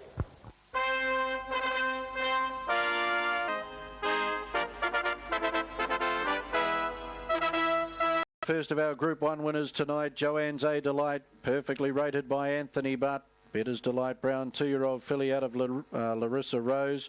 Mark Hanover, Gordon Banks, the owners, and win 2 at start number. Greeted by Johnny Magnus from Magness Benrow, Doreen Graham from the Sire Stakes Board, and Auckland Trotting Club Director. Short, the Art Major Bay, 2-year-old filly out of Breath of Life, raced by Mrs. D.C. Cornane. DCR Illingworth, Mrs. A. Gibbs, Mrs. L. Tucker, G. Tate and J.R. Tate. Mark Purton, Natalie Raiders, Delight Bay, 2-year-old filly out of Galleon Supreme, raced by B.J. at 4:31.60, 4:31.60, 10 Fight for Glory, $2. Quinella, $10.30, 10.30. Trifecta, $604.10, 604 and 10. First and 2 double, 59.50. 59.50, 6 and 10 in the concession, $48.70, 48.70. Let's head down for the official presentation. Our Master of Ceremonies, Michael Guerin, with us. Draws, they can be critical in these Group 1 races. Michael, Anthony Butts used it perfectly tonight.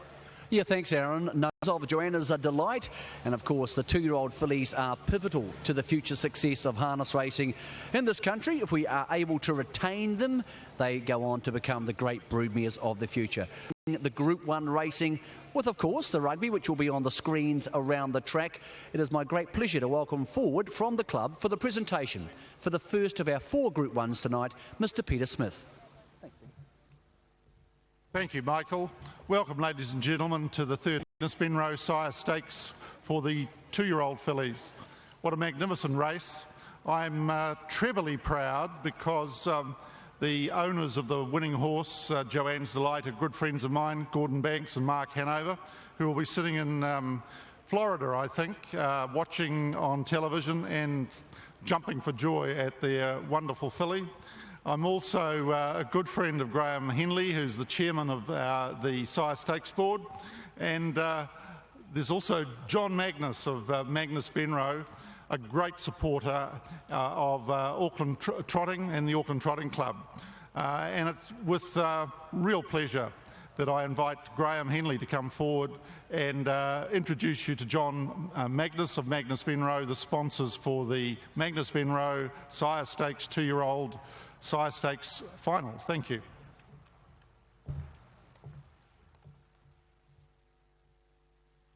Thank you, Peter. On behalf of the New Zealand Sire Stakes Board, I'd like to, it's a time that we're proud to present to the Harness Racing New Zealand. I'd like to thank John Magnus and the team at Magness Benrow for their, not only for their sponsorship of this series, but also their support of harness racing in New Zealand over a long number of years. They're great assets to the industry, and we're very pleased to have them involved with the Sire Stakes Board. Congratulations to Nigel McGrath and his team on the winner, Joanne's Delight. Like I say, it's a wonderful race that only top fillies win, so all the best to them for the future. And so, success. Rugby between the Chiefs and the Blues will all see Fowles doesn't make a mess of the start turnaround.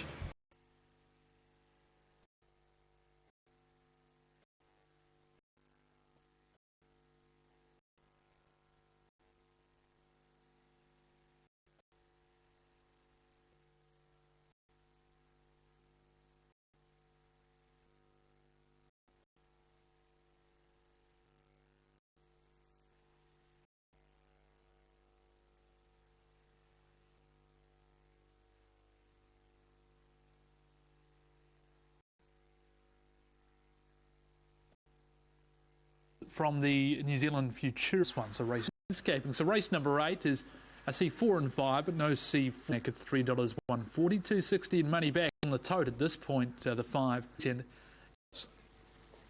out the winner. A couple starts ago with Renoco back in sort of late 8 when it's heats, but we'll touch on the prior one. Wallace Ladd won't be lucky enough to get through. Flicked a button off, so my apologies. Wallace Ladd a 30.33 in terms of the fastest seconds. What it does do is it as being through, and the second fastest at the moment, Speedy Kazza at a 30.29. Ritzer Jack off the inside. I'd love to see this guy win again. He did win 5 starts back, and I thought it might herald him back to his best. It hasn't been the case. He ran third,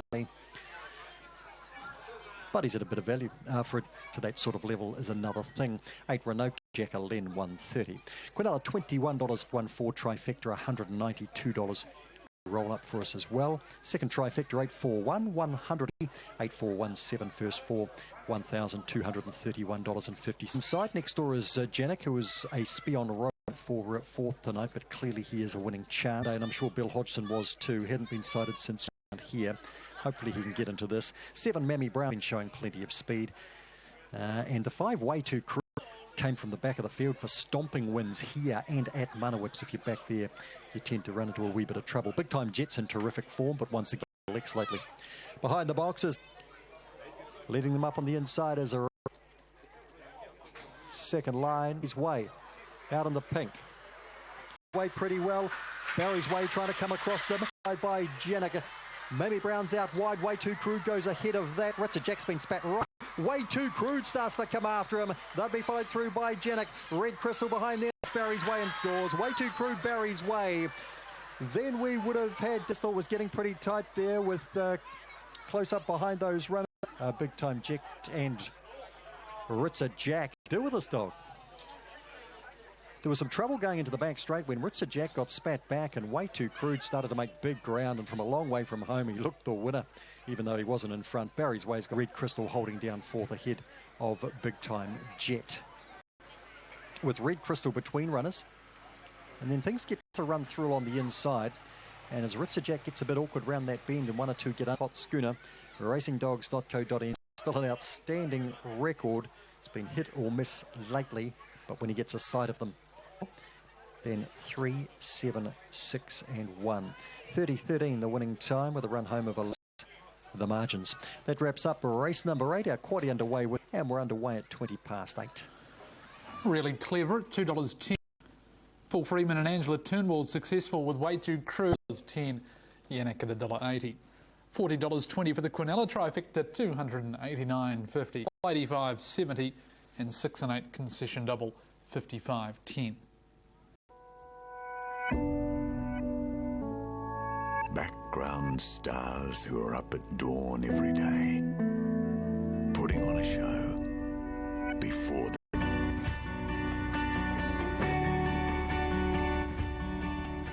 Livermore continues to...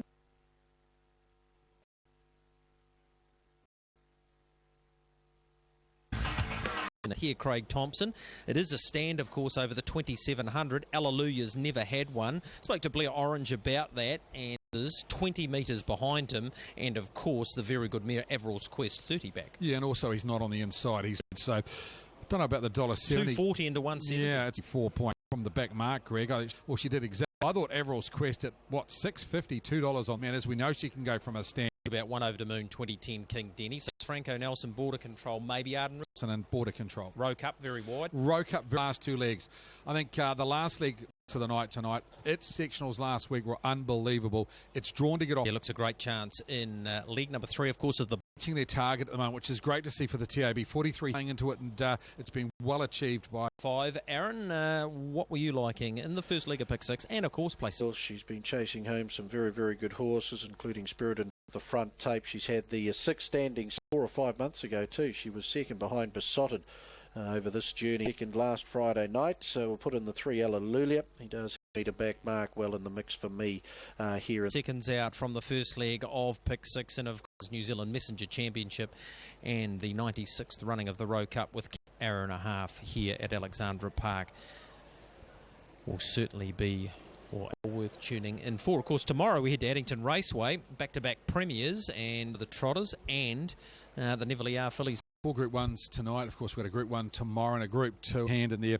He's got 3 want to play in there as well. Yeah, those markets are open to the bookmaker. Of course, head-to-heads here today and tomorrow morning at Addington already. So we talked about the... $4,000 on Everall's Quest. So we'll talk someone into that one, Gregory, at $5. So good luck. Head upstairs to Aaron White for his call on the first Eager Pick 6. If you're playing, start will be number 3, Alleluia, for Mark Purdon from... The first leg of Pick 6 tonight, chasing the 2 Dares wins, Alleluia front tape draws. Master Charlie, 3 Jewels, Max Creation, a Rising Eastern off at 20, 30 Everall's Quest. Breeders' Stakes winner to come forward. And we look about set ready now. 2,700 metres and the Master Charlie in the early part of the run here. River Polka gets out. Now Alleluia's negotiated his first standing start in good fashion. Will Stables Bend make that the Showgrounds Bend. Back on the inside then to Everall's Quest. Up last couple as they're about to work into the lane. Master Charlie and 3 back on the inside as they work down as Who Dares wins. 4 back then was a Rising Eastern, and the last couple Master Charlie and 2 leads a length and a half over the 3-year-old Alleluia as Who Dares wins. A length and a half then to Max Creation. 2 lengths Rising Eastern's been parked throughout to this stage. Inside and the lead time in 1:27.9. He's third and 3 back on the inside. On his back is Max Creation. Up on the outside, Stills and Lynn Neal, and Master Charlie comes away from the pegs now to get on the back of 3 every step of the way. And the first quarter clicks over in the 2 and 1. Was the opening quarter. River Polka, a length and a half over. Wins on the inside of its stablemate 3 Jewels. Back in the Everall's Quest is back. Second quarter, Lulia's had that sweet run, and 3 Jewels has had a lovely trip in transit 2-1-1. Max from the back, 500 to go. They sweep on to the Showgrounds Bend, and River Polka starts to step it out. Up on's been held up. Out wider Everall's Quest, the quarter down the back, 28 and 7. Who Dares wins. River Polka a length. Alleluia lengthens nicely. Alleluia, another tight finish coming up, and River Polka every step of the way for the Iceman. Fourth, we've got Master Charlie and Everall's Quest there for that spot. They were followed by 3 Jewels, Max Creation, and quarter, and 3:27.4. The over Polka. The American Ideal mare, win 8 at start 27. The Iceman Tony Hurley holds out the 3-year-old. Game run, Alleluia. And they were followed in by Who Dares wins.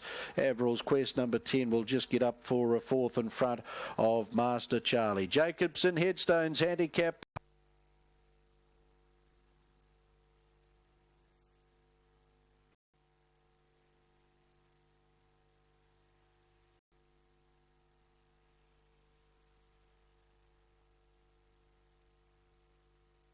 Pace 1:32.10.56, 1 metres from a stand, and 3:27.38. That's a mile rate of 2:27.3. The margins are half head and neck, 6 1/4. Field raised by PB Fleming, NJ Fleming, TP Fleming, a 4-year-old mare out of Isle of Innisfree. Picks up her 8th career. The trainer out of Papakura, Tony the Mitavite horse feed sponsored rangeman, and the black Mitavite in Headstones, part of the victory celebrations with Auckland Trotting Club director. 3 Alleluia second, Art Major Brown, 3-year-old gelding out of Cheyenne at Rolleston, Mark Purdon, and 2 Who Dares wins for third. Real Desire Brown, 5-year-old gelding trained at Cambridge, Andrew Neal. 1 River Polka, $5.90, $1.50, $5.90, $1.50. 3 Alleluia, $1.30, $1.30. And 2 Who Dares wins at $4.40, $4.40. Quinella, $3.70, $3.70. First 4, $331.80, $331.80.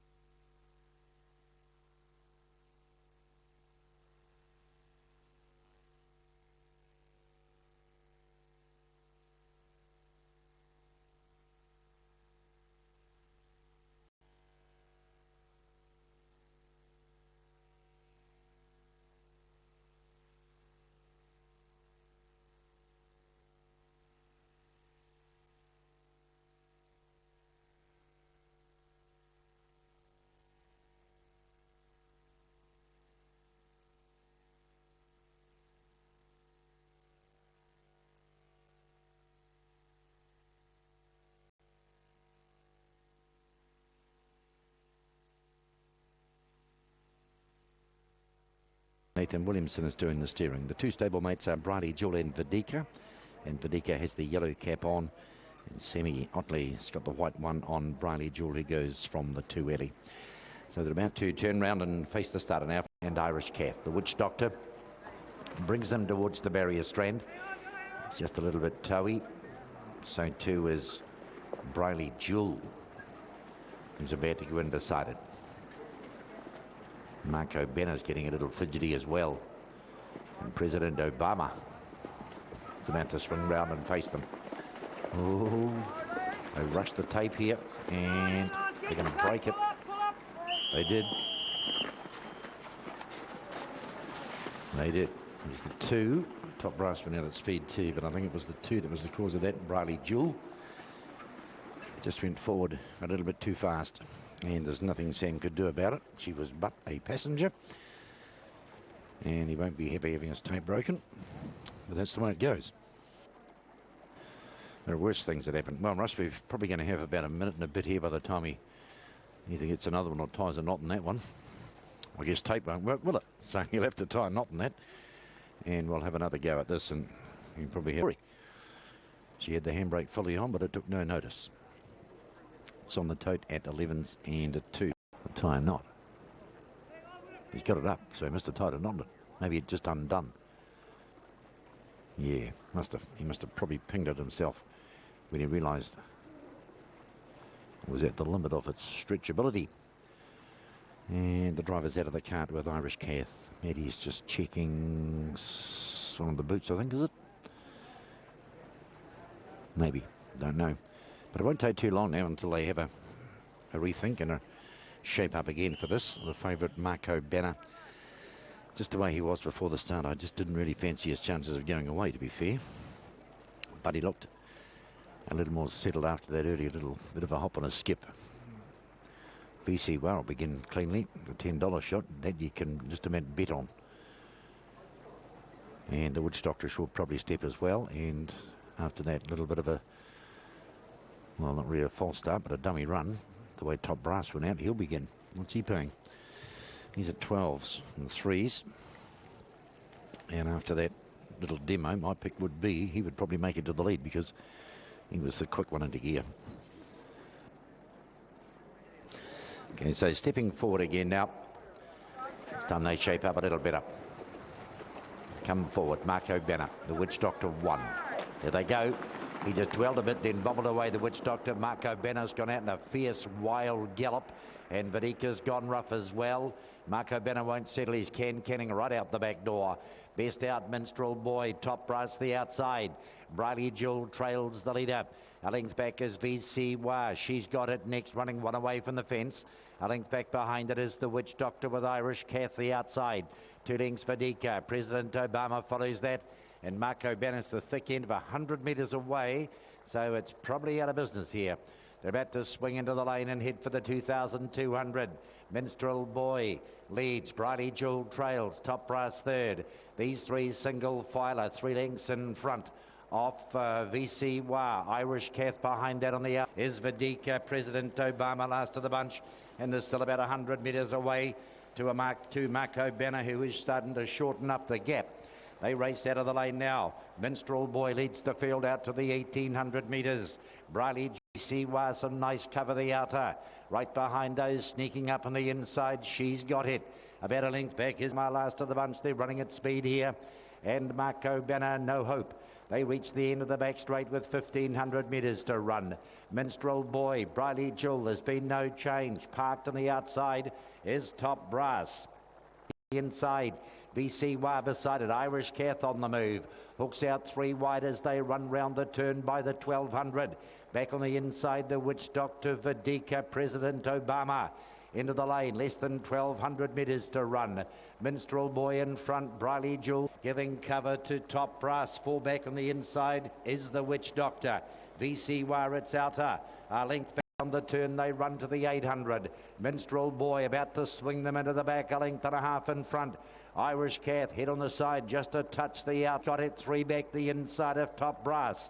VC Wah next the outer. The Witch Doctor following those, President Obama.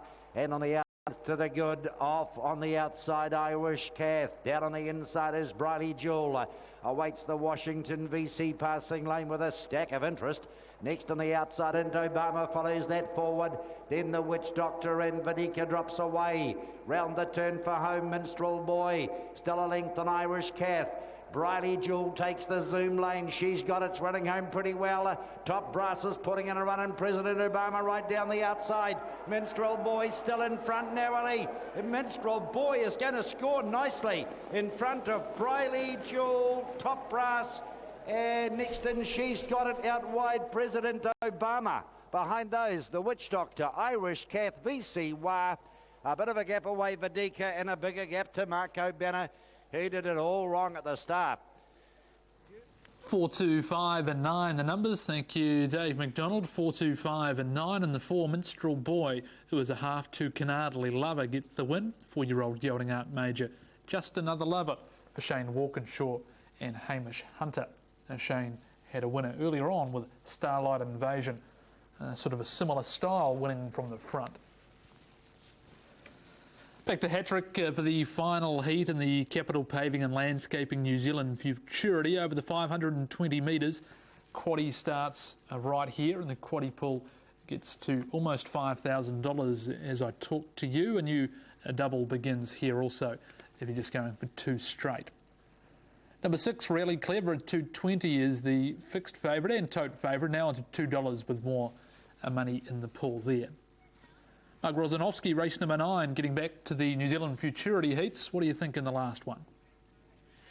Yes, it's the final heat here, and Really Clever with a strike rate of 16 from 23. The favourite, Russell. It's a really good heat to finish with Lady Shamby, runner-up in the New Zealand Oaks. In here, Blue and Curly, who's in pretty rare form for the Ahern Kennel, and Stay Young, who was a greyhound good enough to win a Wellington Cup heat here back in January and 5th in the final. So it's a very good lineup. Went 6, 7, 4 and 3. So far, Ritza Denny fastest heat winner 29.81, Sassy Road Clock 29.85, Robbie 29.99, 30.04 for Andrea and 30.24 for Night Pearl. Blitzing Mayhem is guaranteed a start in the Group 1 final next week with a 29.97 second placing. And that actually puts him at this stage as the 3rd fastest qualifier overall, faster than 3 of the heats.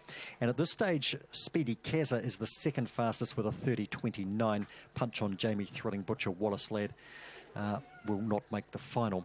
Minstrel Boy, number 4, 7.10, 2.10 at Forbury Park, 2.30 for the 2, 3.50 the 5. Quinella $43, trifecta $555.50. First 4, 4.259, $4,308. And $3,360 jackpotting. Double of 8 and 4, $47.90. 8 and 2 concession, $41. Not far away from more Group 1 racing action too at Alexandra Park. This is a very nice way to finish the 6 heats for the Capital Paving and Landscaping New Zealand Futurity. New sponsors on board, and good sized crowd here tonight. Be even bigger next week too for the Wellington Greyhound Racing Club. And in the quaddie, heading towards $4,500 in that pot, so worth chasing, but be quick. Opawazara off the inside. Jen and Dave Fahey looking for a change of fortune tonight. Craig Roberts looking to get one through too with On the Level in box 2. Varga Frost for Alicia Spate, class 2 dog. He's a nice dog, good looking blue dog too, but this looks really tough for him. Colby Magic the outside for Ray Adcox, a class 4 greyhound, and Ray has won 2 heats tonight with Robbie and Andrea. Steve Clarkin shot there, got Night Pearl to win. A Class 1 winner on Sunday, a Futurity heat winner tonight, and she was good in doing it too. So they'll be called over in just a moment, and we'll be underway with 1, possibly 2 places awaiting. Whoever on second here needs to beat the 30.29 of Speedy Kazza to take that final position. Capital Paving and Landscaping New Zealand Futurity Heat 6. So Power Zara box 1. Stay Young the white. Gold Rug Varga Frost, and 7 the Black Lady Shamby. That's the first line. Favourite Really Clever at 2.10. Second line to go forward. On the level, Blue and Curly. Really Clever the favourite, and Colby Magic the outside. Under starters orders, final heat of the Futurity. We'll watch Really Clever from the hop. Box 6, round comes the bunny, just about set. racing, really clever. Just a fair beginning. Lady Shamby heads across and goes out hard with Stay Young right in the party too. Really clever up and around the outside of Blue and Curly around that first bend. Really clever gets to second to chase Lady Shamby. Working to third now was on the level. They'll be followed back behind these runners then by Opar with Zara. Behind that runner then to Culvey Magic. Further back in the race then we've got Varga Frost. Stay Young has been shoved right out of it, and Blue and Curly no hope tonight. Across the top, Lady Shamby, no catching her. Out by 3 to 4. Really clever chasing hard. Will have to rely on being a faster second. Lady Shamby really clever. On the level, last for third, just from Opar with Zara. Then Culvey Magic, Varga Frost, Stay Young, who was handy early, then checked. And last of all, Blue and Curly, who copped plenty. Steve Clark strikes again. Lady Shamby. Steve wins the last 2 heats of the Futurity. Lady Shamby found the lead. Really clever, got into a nice position, but never looked like gunning down Lady Shamby. 7 beats 6 and has Really Clever qualified. I suspect he will, but he's had to do it the hard way in through the back door. If he has done it, we'll find out shortly. On the level, has just held down third ahead of Opawa Zara. That was fairly tight at the post, and then Culvey Magic. Lady Shamby, a blue bitch by Big Daddy Cool out of Molly Dolly. Ashby Boys Syndicate, Steve Clark at Murrumarua Forest. Head-on shot here. Blue and Curly not out that flash today. Stay Young was. Going to this first bend was handy enough. Lady Shamby comes across, and a Really Clever cuts right across there. And Stay Young in tight with Blue and Curly, and they tangle just in behind them. Varga Frost, and out wide was Culvey Magic. Jack is through, and it's 7, 6, 2, 1, then 8, 5, 3 and 4. Fastest winning heat tonight, 29.75. Run home 11.23. 4 3/4 lengths by 5.5 by a neck. So Russell, the fastest heat, saved for last. Kim Fraser brings Lady Shamby back at the head of the field for Steve Clark. He's taken 2 heats. Ray Adcock's taken 2. And Lisa Ahern the other. Don't have it official yet, but with a 29.75 winning time and a 4 3/4 length margin, pretty sure very shortly we'll be able to confirm that Really Clever will sneak into the Capital Paving and Landscaping New Zealand Futurity. Race number 10, first of tonight's sprints. Russell, very rare to say that. We finished with 3 Class 5 sprints, the Premier Sprint heats, and we're underway at 10 to 9. Thank you, Rozzo. And now heading to the squad at Alexandra Park, Greg, for the second Group 1, the Northern Trotting Derby. Yeah, very good race once again. Russell, joined by Craig Thompson and, of course, Michael Guerin. And before we get to this race, Craig, happy birthday, I understand. Yes, big fella. What exact number are we discussing here? Well, it's under 50 anyway, fellas, I can tell you that. I know I look over 50, but I can tell you I'm not. But you look a lot younger than you used to. Oh, thank you very much. I look a lot thinner than I used to. But yes, all right, let's get on to well. the Northern Derby. This market is tops and turvy. One favourite 1 minute, one the next. One over to Moon's had a crack at it. King Denny's had a crack at it. Craig, I guess the ultimate question is who's going to land favourite by the time they jump here? I think probably the Mark Purdon train run will land favourite. I think he's a horse that's proven at the 2,700 metres. I think his first start at Auckland last week will improve. But the run, he didn't trot that good last week. That's what I noticed. But I think he's going to improve a lot with it. And then I think at the moment he's around about 350 and it'll shorten up. What I can tell you, Michael, is the horse has had some chiropractic work during the week. I'm sure you're aware of that. And Mark said he's a lot better. He will need to be, though. Like, he had every chance to run down 2010 last week and didn't get near him. The major concerns are, I think there's 3 winning chances, everybody thinks the same, but the major concerns are 2 of those winning chances performed well below their best for different reasons last week. Now, I had a cup of tea this morning with Paul Nean. He's put the boring pole on one over Kenny, and as Paul will do, he's in one of those sort of, it'll be fine sort of type moods.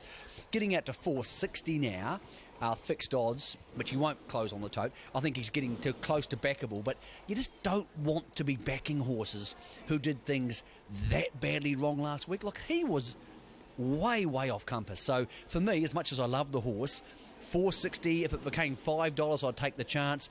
I still think 2010 was so clearly superior last week, and I have no reason to believe the others will catch up by the space of 3 lengths. If we go back to the Derby at Addington, King Denny was too strong. Mark Purdon spoke to me, Craig, that night and said he's far better when you get up over a little bit of ground. Okay, 2,200 last week. You might not think there's a big difference, but if they go hard in this race, and one over to Moon, if he found the front will roll along, it should suit him right down to the ground. I think he's a definite 2,700 metre horse. I think he's been primed for this race, Greg, and I like to hear what he's saying during the week, that they've had that chiropractic work done on him, and I think he'll get back in the field and he'll work his way into it late in the piece. But I think One Over the Moon will be your early leader, and yeah, I think he's the horse to beat. In the Derby at Addington, he worked very hard early, King Denny, and then had to come 3 wide on a solo run after that. He was very, very good, wasn't he? If that one turned up tonight and all the others were where they were at Addington, yes, he'd win again because he was too good. But this crop has changed immensely month by month. Majestic Time was clearly the best in February. We're seeing her start to lose that edge in March, and we're seeing other horses come along. On what I've seen in the last 7 days, and the biggest key to trotting races anywhere in the world is this: very rarely do you want to back trotters who have an issue of any sort, because it's so easy for them to do things wrong. 2010 is the best bet here. Even if it doesn't win, it's the best bet because it's the one who almost can't miss a place, and you have no reason not to back it. Can tell you through from the sports desk, and this is a strange bet. 10,000 a place on Mum's Pride, but 2,000 a win it as well. So it is clearly the best back runner in the last 15 minutes, Greg. Mum's Pride, 2,000 a win, 10,000 a place. We had a good look at the best love there from a stable that is prolific in winning these trotting races. Of course, they won this race with the DAWSON and Novander Wiz. I speak of Tim Butt. It's got barrier 1. When this horse lined up first time, Addington Sat Park, beat a Maidenfield, come out and won again, went to the Hambletonian, went okay. I don't know that the horse is going as well now as what he was even a couple or 3 months ago. I don't think the sons and daughters of Love You, I don't think we see the best of them at 3. I think once they get deeper into campaigns, they start to look weak and a little bit like they're struggling a touch. He gives you that feeling. I do think at 4 and 5, their staying strength comes out more. On what he did here last week, you can't back him. There's a lot of horses we're talking about what they've done in the past, but what they did last week is clearly the most important form here. I also agree with him. So, yes, 2010 is going to need luck. I just think King Denny, there's no way in this race he is not working more than the other 2 favourites. And that is the concern if you're taking $3. And just back to the best love, I spoke to Tim Butt about him, Craig, and he said, look, we're probably hopeful of a said, and they're expecting a lot more next year. Well, I need to ask you about Mum's Pride. Yep. Because you've seen this horse a lot more than anybody, and including most people watching at home. Has he got the class to win a Derby? I think he's a horse that is up to these top 3. I just don't know whether he's got the ring craft of the other 3. I mean, he's only had 4 starts, Michael. He's looked very good in beating maidens and C1s. But you've had horses like One Over the Moon perform in a Jules. You've had a horse like King Denny win a Derby. This bloke is working his way through the grades. He may be 6 months away, but I do think he's a horse that in form at the moment, where a horse like the Best Love is probably on the downward slide. So asking you, Gregory, if you were having one bet here of these, and I think everybody's looking at the same big 3, who would it be? King Denny for me. I think he's good enough to sit outside One Over the Moon and beat so hold on, so we've got 3 different. For once we've got 3 different horses. Yeah. Okay, this is good. Nice. Yeah. But that's probably why we've got 3 horses around about the $3 to $4 mark, because there is no clear favourite here, and I think tactics play their part. I mean, I'm quite happy with One Over the Moon being front. You guys are looking for those 2 to be running on. Just talking for people betting into the futures markets for the harness jewels, which are going to open up more in the next week or so. 2010, if he wins tonight, they're more likely to stay. If he doesn't win tonight, the harness jewels are on the same night as the New South Wales Derby, so they'll probably go to the New South Wales Derby. So what he does tonight, even though he'll be in those jewels markets because he's already qualified, I would say just hold off on him unless he wins tonight. If he wins tonight, he, like us, will be at Cambridge on May 31. It's a lot to look forward to in the next for the harness jewels, but the Brecon Farms Northern Trotting Derby is upon us. 7 horses have completed the Sires Derby double in the past, and 2010 gets that opportunity here. Just looking forward to the messenger guys. I'm bemused by the $2.10 Helios. While I can't work it out, I think that's incredibly short for a horse who's yet to prove he's any better than Franco Nelson, Border Control, or even Arden Rooney. So I think the 2.10 should be at least 2.50. What do you make of that?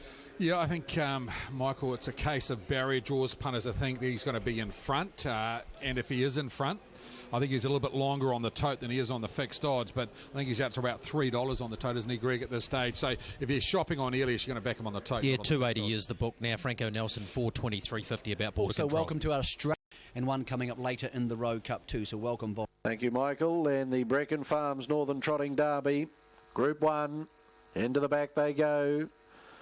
2,700, green light on.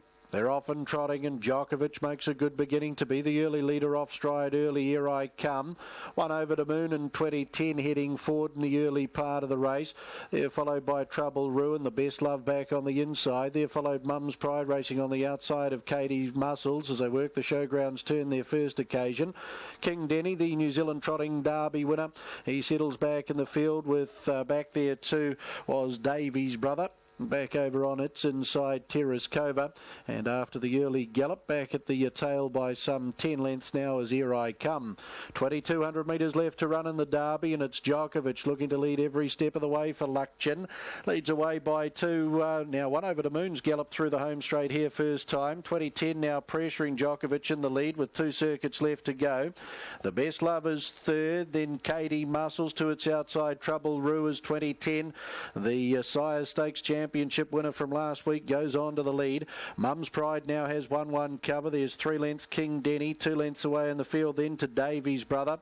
Further back Terraskova, and back there too is Here I Come as they trot up into the back. 1,700 metres left to run. And it's 2010, leading away by 2 Djokovic. The Best Love comes away from the markers now to sit parked. In the 1-1 Trouble Rue, Katie Muscles 3 back on the inside, 2 lengths away in the field Mum's Pride.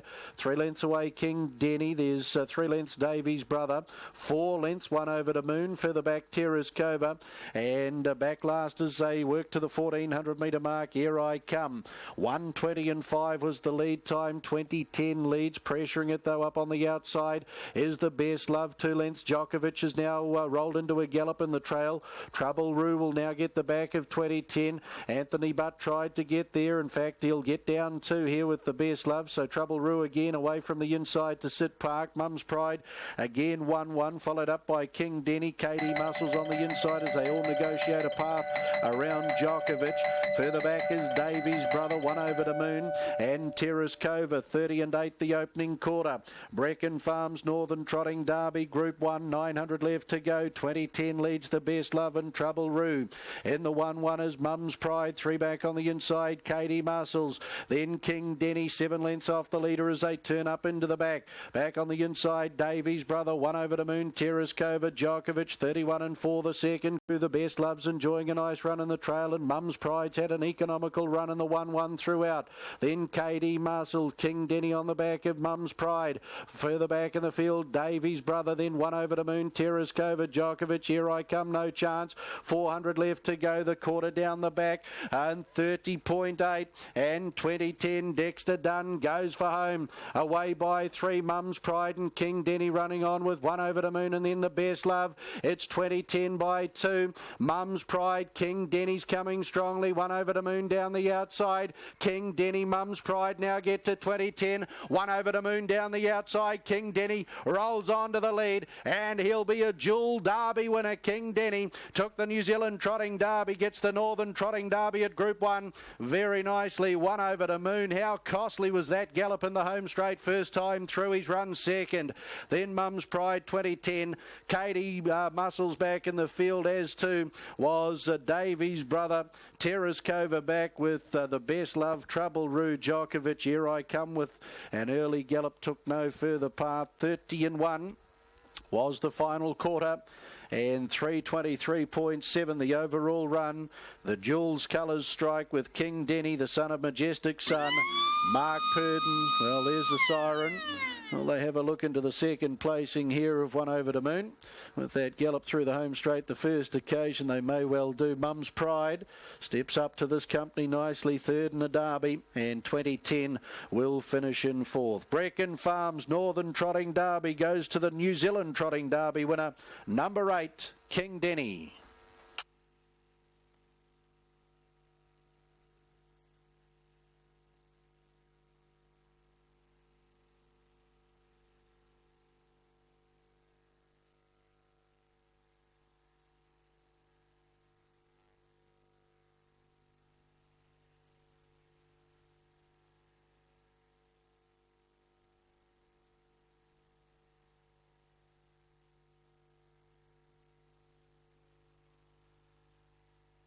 Official placings in race 6, the Group 1 Breckin Farms Northern Trotting Derby. 8, 5, 10, 6, 9, 12. 8, 5, 10, 6, 9, 12. Horse 8, King Denny, trotted the 2,700 metres from a mobile in 3:23.77. Mile rate of 2:1.4. Last 860.9. The 430.1. The margins 1 length, a half neck, 4 3/4 lengths. 8, 5, 10, 6, 9, 12. In race 6, the Group 1, BRECKON Farms Northern Trotting Derby. And joined by Mark Purdon.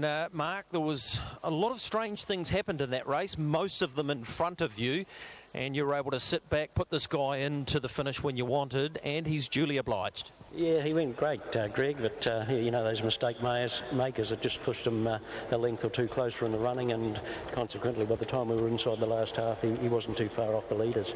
Mark, he's the 15th or 16th horse to have done the Derby double, if you like, and you always said that once he gets up over the 2,700 metres, he'd be better, and that's proved correct once again. Yeah, that's right. He's always had that staying ability, Greg, and he's still a little horse you've just got to nurse early, and that's where the shorter distances he's at a disadvantage. That's going to make it a challenge in a few weeks' time at the Harness Jewels. You retain those yellow colours, so the barrier draw, therefore, is going to be crucial. Yes, it will. Yeah, definitely with this little guy, he'll need probably a good draw. Of course, owned by Meg and Merv Butterworth, great supporters of your barn. I think this is your third win in the race. You won it with Dependable and Escapee, so it's been a good race for your barn as well. Yes, definitely. We've had a lot of nice trotters over the years, and it's a race you always target, so it's lovely to win it for Merv and Meg. Mark, you've had to do a bit of chiropractic work on him during the week. I guess a little bit more of that and a bit of tender love and care leading into the Jewels now. Yeah, he feels like he does need a little bit more work done on him, actually, Greg, but trotted Rocky in a few stages tonight, but, you know, we've got about 3 weeks up our sleeves to the Jewels, and we hope to have him spot on for that. Right, another Group 1 win for you, Mark. Congratulations. Thanks, Greg.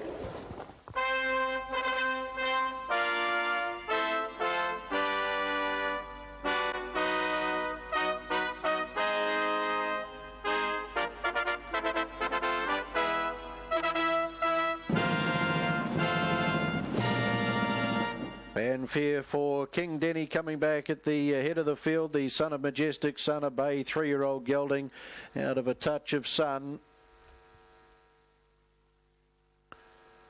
Butterworth Racing Syndicate, the ownership.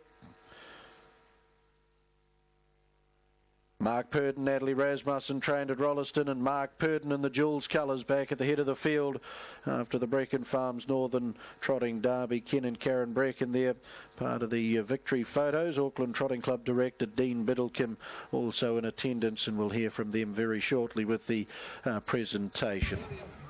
5, 1 over the moon, big run second, Majestic Sun Bay, 3-year-old colt out of 1 over Kenny, raced by Ali and Mrs. H.R. Williams. Paul Nean trained at Leaston, David Butt. Ladies and gentlemen, the inquiry does surround the second place, number 5, 1 over the moon. 10 Mum's Pride for third, the Monarchy Bay 3-year-old gelding out of Teacher's Pride, raced by F.R. Weaver. James Stormont, the trainer-driver out of Pukekohe, in 6, 2010 was fourth. The son of Muscles, Yankee Dexter Dunn and Brent Lilly. 9,454.64 live units remaining in pick 6. And just waiting for those totes to reappear on one of my screens. Then we'll be down for the official presentation as well.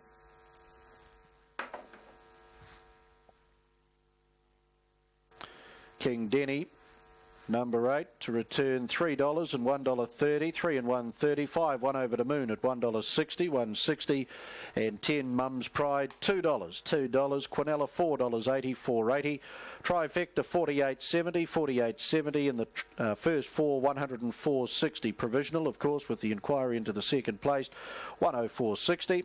1 and 8, the double at $13, 13, 1 and 5 provisional concession at $3.80, 3.80, 2, 1 and 8, the treble at $73.80. We head back down to Michael Guerin, our Master of Ceremonies, for the official presentation. King Denny, a dual Derby winner. Yeah, thank you, Aaron. And for those of you inquiring into the inquiry, what it's all about, one over the moon's early gallop. The stewards and the JCA will look at how far he galloped for. If he galloped for further than 150 metres, or if he made ground while galloping, he would then be potentially relegated or disqualified. Okay, the presentation for the second of our Group 1s tonight. Our good friends from BRECKON Farms are huge supporters of us here at Alexandra Park. It's my great pleasure to welcome forward from the club Dean Biddlecombe to make the presentation through Ken Brecken from BRECKON's Farms to the connections of King Denny.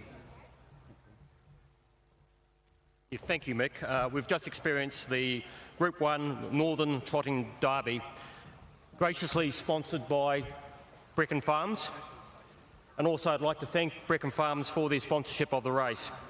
From a personal perspective, Ken's team at BRECKON Farms run a magnificent operation and produce quality horses for their clients. If you're thinking about breeding horses, go and talk to the Breckons. They do a great job. I'd like to ask Ken to make a presentation to the connections of the winning horse. Ken. Look, firstly, thank you to the Auckland Trotting Club, Dean Biddlecombe. It gives me a great pleasure to be sponsoring the 3-year-old derby for trotters. I've got a great love for these. I had the great horse I Can Do's It, so I know what it's like for both Merv and Neil. They put a lot of money into this game. They have a lot of good horses, and I'd also like to thank Mark Purdon. We all know about Mark Purdon. He wins a lot of these Group 1s. But again, on behalf of my wife Karen and BRECKON Farms, we've got a couple of our staff down here today, Brooke. It's a great honour for us, and for any of you out there that are looking to get into horses, we've got plenty on the farm, BRECKON Farms. We've got a great number. So Merv, without further ado, I'd like you to come up, Merv and Meg, and present you with the trophy. Thank you.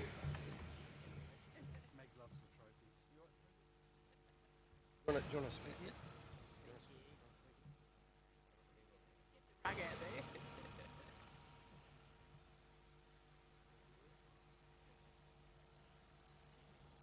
Hello everybody. On behalf of Meg and I, we thoroughly thank the Auckland Harness Racing Club, and more so Ken and Karen Brecken for sponsoring this race. And what can we say about Mark Purdon and Natalie Rasmussen and their winning strike rate?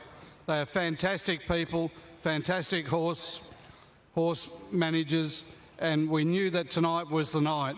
Sure, we won the derby in Canterbury, but this was the one that we wanted, and we won it. And I don't know what else to say, but thanks for everybody for coming tonight, and thanks again to Ken and Karen Brecken. Thank you.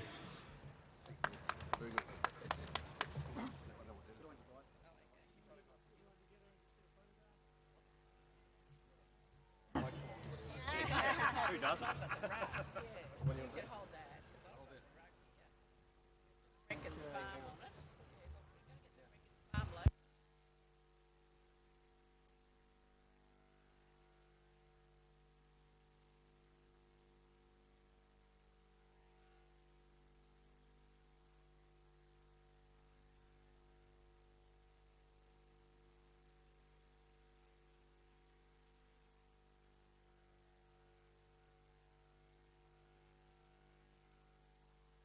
Clifton Promise, Clifton Prize, 2 lengths away then to the tail ender, who is Torpedo. They reach the end of the back straight. Either in the trail is just a sip. They're up the 1400. Matai Katie next on the inner. Then follows that. Down on the inside, Clifton Prospect sneaks up on the inner. He's getting it easy in front. A bit starts to take the truth. Clifton Prospect, never sighted, doing it on the outside. One. First Sun, it's in. Tell the Tread gets the 300. Never sighted. And go as Bo Chisholm, the leader's travelling. Never sighted. Having a party, he's having a shot at it on the inner. Party puts the head in front. Never sighted. Tries hard to pick it up. I read them third over Bo Chisholm, a brave run. Down for the night, 2 more to go, and of course that quaddie does kick off here, and Dawson Harford have been here now for the last 4 or 5. It's not always easy to do. A good relationship though between you guys and Alexandra Park, and of course they are looking to and her team have got some fantastic plans along with the board for the club going forward. Keep on providing sufficient prize money and stakes there for the breeders and everybody else associated with the industry. It'll be fantastic in the future, absolutely. Mate, tell us about Dawson HARFORD now, so you must be doing something right. Oh yeah, we pride ourselves as one of being the boutiques in New Zealand in terms of corporate, commercial and securities law and trust lawyers, and we have special litigation services, so we don't provide an open shop. You're in top of the park tonight with some of the team from Dawson HARFORD. You told me it's a fantastic atmosphere up there. Fantastic food, fantastic company, good wine, and a great night. And you're ahead for the night. Often we see horses out of this race, and of course the first started and the favourites, but you know what, that can win the race. But I think he's the best value of them. So maybe, and back Franco Nelson. Go Graham. Thanks for the sponsorship. Great to have you guys now for the 6th year of 9 of the horses. A serious horse race. In fact, probably our second strongest race around here before they head round to the 2700 with the voice of our Derby, though, the inquiry is over. Number 5, One Over the Moon, has been disqualified, ladies and gentlemen. Number 5, One Over the Moon, has been disqualified. 8, 10, 6 and 9, the new numbers. King Denny, $3, $1.30. 10 Mum's Pride, $2 even. And now 6.20.10 promoted to third at $1.60, $1.60. New Quinella, $10. New Trifecta, $54.80, $54.80. New First 4, $898.50, $898.50. Double remains the same at 13. New Concession, 1 and 10, $6.90, $6.90. Disqualified out of the Brecon Farms Northern Trotting Derby.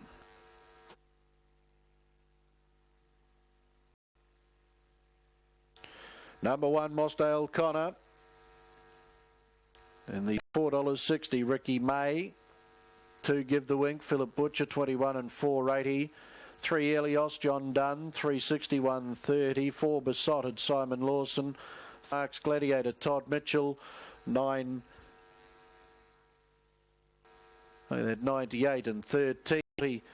And $1.70. In fact, Mark's Gladiator, $8.10 the win, $13 back for the place. So wasn't seeing things. There were dots between the 9.8, so $9.80 the win and $13 the place on Mark's Gladiator.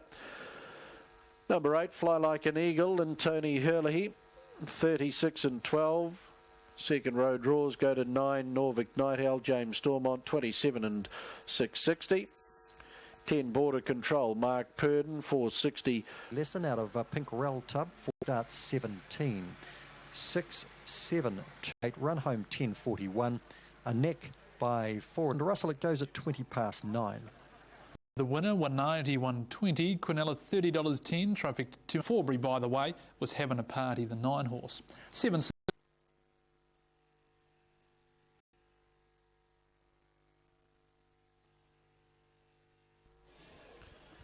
At Alexandra Park, and I would expect it will exceed 50,000, as was the case last night at Cambridge. The 40 got to 43. This is the Dawson HARFORD and Partners New Zealand Messenger Championship. We know how many very good horses have come through this race, gone on and won races like the New Zealand or Auckland Cups. Elios is the favourite, 281.25. He was flip of the coin when the market opened. That was ridiculously short. He's drifted out now. He's 341.40, Tote favourite as well. John Dunn drives for his father, Robert. He has 2 in the race. Franco Nelson needs to run 1-2 here to secure his spot in the Harness Duels in 3 weeks' time. And he's at 4s, 150, 470, 160. His stablemate, Arden Rooney, who was very good last week, at 11s and 240. Just back to the previous Group 1, the Brecon Farms Northern Trotting Derby. There has been a change of placings there. 1 Over the Moon, galloping too far. We're hoping to bring you the footage of just how far that was. It was a tragedy, Michael Guerin, as I come to you, because his run galloping just before the bend the first time. When he gallops, he really loses the plot. Maybe he was fighting that pole, but Craig, this is going to be massive as we see him now galloping clearly past 150 metres, which means he has, I think, as we look at the placings, 8, 10 and 6, this is going to be a really intriguing top-end market for the Jewels. Well, it is. Of course, 2,600 at Addington. He goes back to the mile, which is probably not was wonderful, but the manners are still not 100% right with him. And Mum's Pride had the run of the race and fought on okay, but it's an Eagles 1-4. He'd be my top pick. Yeah, KD Muscles gets itself into the top 4 as a result of the disqualification there of 1 over Ford, Michael. Elios may not lead early, but he'll eventually get there. The question is, can anyone come from behind him? Now, he won the Southern Supremacy, but he only went 3 at the 2700. I don't think this is natural. I think he rolls along at such a high clip that it's hard. I think there's depth here and Besotted, horses who can move. Arden Rooney, Border Control. I think there's enough pressure rolls to the marker pegs. And he can leave very quickly. And be on him all night. And may have to work more. He's my top as well, Michael Franco Nelson, purely because his sectionals in the last 2 weeks, coming from awful draws, have been fantastic. Probably the quickest in both of those races now. And then Elios comes back round again. He is the horse to beat because he's just got great high speed. He's got a personal best of 3:19, one of the fastest 2,700-metre horses in this race. I'm with Border Control. Go back 3 starts. He's finished second behind Adore Me. They've gone broken 3-9. He finished second behind Terror to Love in the Rangiora Classic and wasn't far behind at all.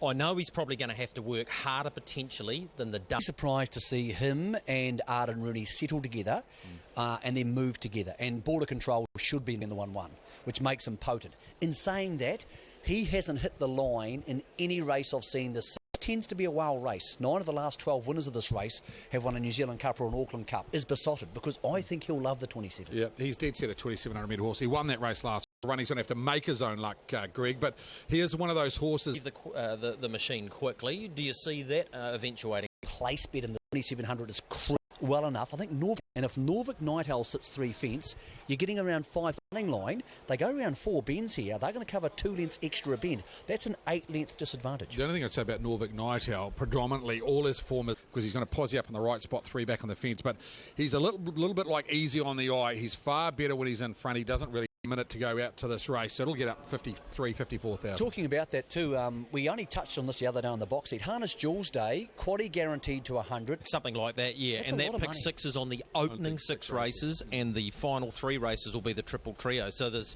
Birthday boy's gone Franco Nelson. And you're Border Control. Yeah, so no that's one's right. picking. Up and get your thoughts, Aaron, on... Harford and Partners, New Zealand Messenger at Group 1. This 8 heading out to the 2,700 metre up in the Taylor Mile last week. 3:31.50 to run. Green lights, they're often pacing. Elios shows his customary early gate on for young and old in the early part of the run here. Give the Winkers trying to get across. Mossdale Connor can't, and Elios the favourite caught 3 wide. Control then Besotted, the Taylor Mile winner. He's also caught 3 wide in the early part. Nelson, Dexter Dunn. Dexter's taken the last 2. Messenger like an eagle. Down to the judge, 2 to go, and Elios finally finds the front. The son of Better's Delight, John Dunn. Night Owl, Give the Wink 1-1. Randallstown on the inside. Border Control coming forward 3 wide, as to Arden Rooney coming away from the Gladiator, and Fly Like an Eagle into the back, and Elios donning the... He's coming forward 3 wide. Nice run in the trail here. Mossdale Besotted now sees cover. He's now 3 back in the running line as Arden Rooney sits outside Elios.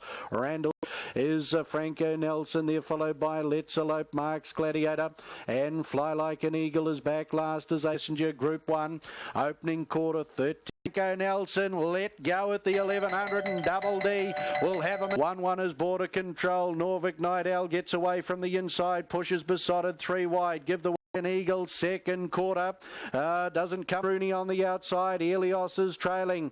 Connor there, followed out 3 wide. Besotted Creator and 3 lengths. Fly Like an Eagle. It's in the back. 28.5 was a quarter posted for the second quarter. Elios waiting the passing lane. Down 175 to go. Franco Nelson leads a length. Elios getting through on the inside. Franco Nelson. Elios noses between them. Elios and John Dunn. Partners, New Zealand Messenger. Norvik Night Owls rushed home to be in a photo there for 3rd with Mossdale Connor. They were followed Border knocking up, and Fly Like an Eagle. 28 the final quarter, and beats Chris and me's time from last year. 3:15.8, the race record set by Tintin in America. Helios, well, Franco Nelson, his bid for glory started at the 1100. It's come up about a head short as Helios had the cold shot. The passing lane gets home. Norfolk Nighthell will secure third in front of Mossdale Connor. Dawson, Harford and Partners New Helios donned in the Jules colours. Too good. Number 3.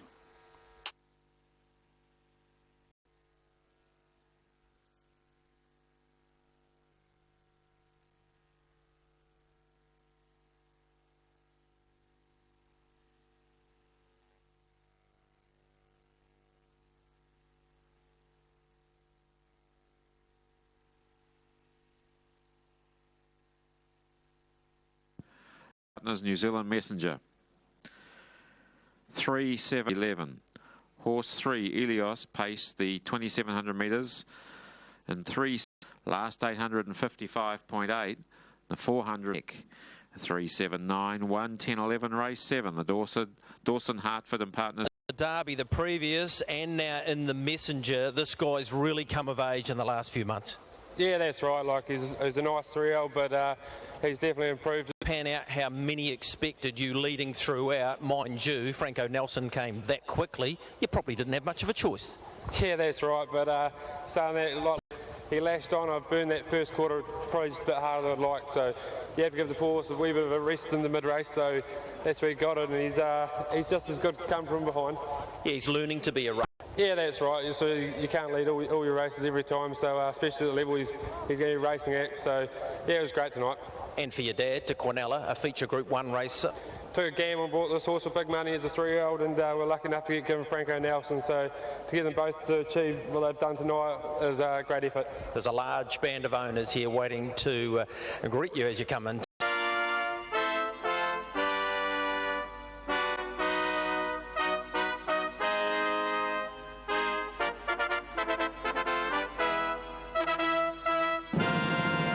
For Helios, he picks up a performance incentive bonus tonight to the Better's Delight Brown 4-year-old gelding out of its showtime, raced by Bennett Bloodstock Limited. Congratulations to you, Robert Dunn, the trainer at Woodend Beach, and John Dunn doing the driving. They're part of the victory celebrations, along with Auckland Trotting Club Vice President Jamie McKinnon. 7 Franco Nelson, 5 Rona and Sharon Mackay. Robert Dunn picks up the Quinella in the Messenger. Dexter Dunn at 9 Norfolk Nighthell. Better's Delight Brown 4-year-old gelding out of Tanya Bromack for third. Raced by R.G. Armstrong and Mrs. D.K. Cobb. Sean McCaffrey, the trainer, Cambridge. James Stormont. Franco Nelson, $1.60, $1.60. And 9 Norfolk Nighthell, $5. Trifecta, $173, $173. And the first 4, $1,907.70, $1,907.70. Ladies and gentlemen, let's take you down to the official presentation. Our Master of Ceremonies, Michael Geary, Messenger. He was runner-up in the Taylor Mile last week, Mick. Good drive, I thought, tonight too by John Dunn, getting Helios home. Great race, it always is. The Messenger, it's one of our best races of the year. As I said earlier, 9 of the last 12 winners have gone on to win a New Zealand Cup or an Auckland Cup. It's a very rare occasion we have here, and the fact that our clubman who is going to make the presentation on behalf of the Auckland Trotting Club, Jamie McKinnon, actually shares in the ownership of the winner, and that is Helios. Well done to the Dunn stable for the Quinella. As I go throw over to Jamie to present his friends and colleagues with this wonderful trophy. Thank you, Michael, and good evening, folks. Yes, it's a great thrill to win a race like this. Helios has always shown that he had the ability to win group races, but until you actually go out and do it, you don't really know. The Messenger, sponsored by Dawson Harford. Of course, Dawson Harford are the club's legal advisors, and Graham Harford tells me tonight that this is the 6th year they sponsored the Messenger, and because of their close association with the club, we're very pleased to have them sponsoring one of our most prestigious races. Graham Harford, he's standing right next to me here, very approachable. You ever get yourself in a bit of a tangle? Graham's your man. I'm in a tangle right now. The Messenger, if you own a 4-year-old, that's the race you want to win. after the New Zealand Cup and the derbies, the Messenger is something that anyone that races a 4-year-old, you just want to have a horse in it, and if you can actually pick one up, it's just amazing. Got a great bunch of partners with me. Lewis Bennett, who put the syndicate together, he'll have a chat to you shortly, so I won't steal his thunder. But I'd just like to say thank you to Robert Dunn and his boys. They do a fantastic job with this horse, and we're hoping we've got a lot of fun ahead of us. And Robert, I know you're here somewhere. Thanks, buddy. We really appreciate everything you put into it. Thank you, Karen Brecken, for the dancing. Graham, if I could ask you please to step forward and complete the presentation. Thanks, Jamie. Another great race tonight. We're very proud, as we said prior to the race, to be associated with the club and, of course, the New Zealand Messenger. Fantastic drive tonight by John and, of course, his brother Dexter coming in second. So it's not about me, it's about the horse and the owners tonight. So on behalf of the firm, Lewis, it's my pleasure to congratulate you and the team and Jamie and the others. Well done. And enjoy the trophy, enjoy the night. Thank you. Thank you. Good evening, everybody. Since the 70s, I wanted to win this race, and I'm very, very, very happy. I'd really like to thank Robert Dunn for finding this horse, John Dunn for driving it, and my wonderful partners for being brave enough to write the cheque when the horse came up. So thank you very much, everybody.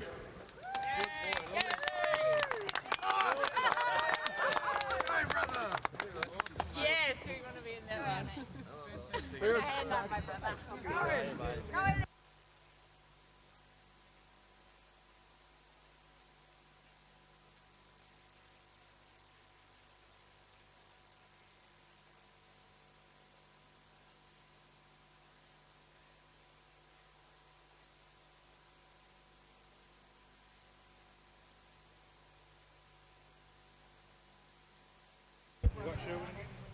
Well, somewhere in Auckland there's some very happy restaurateurs and some very happy bar owners after the win of Helios, because I'm thinking that'll be celebrated numerous times in coming weeks.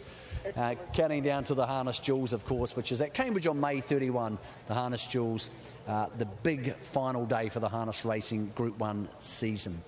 That's 3 down, 1 to go here. Still the feature of the night to go, and that is the CANAM Rowe Cup. Lucas from CANAM is going to join us in a second. He's the boss there.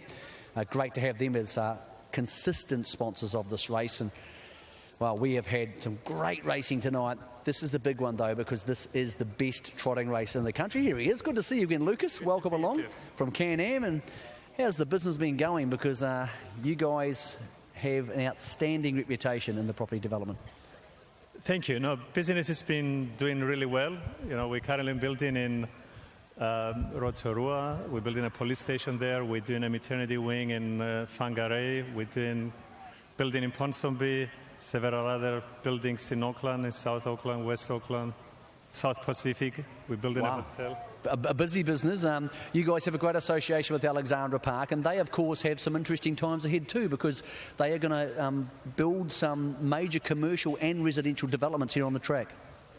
Yes, they are. It's very exciting, you know, the plans they have in place, and I think they're going to be improve the place. It's a great location.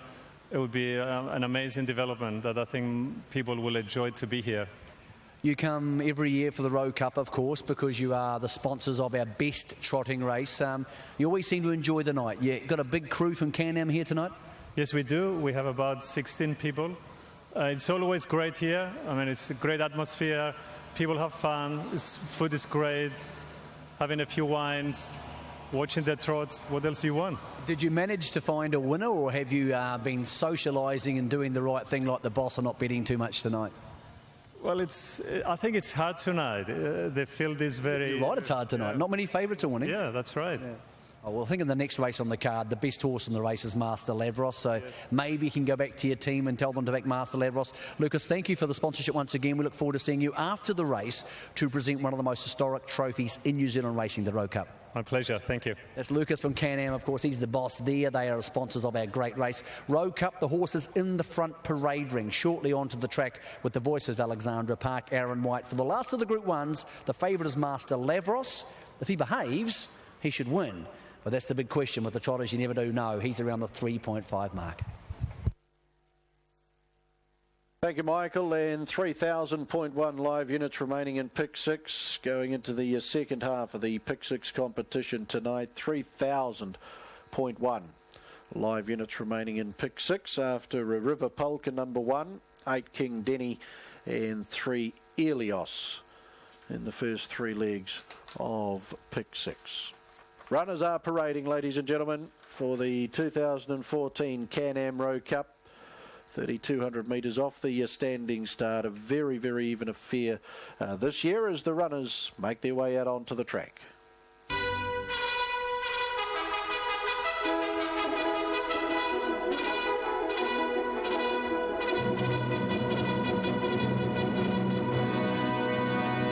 $1, 3 Super Bowl takeout, 4, 5 Bone Chip, 7 Wazell placed in this race last year. Morov 640, 330.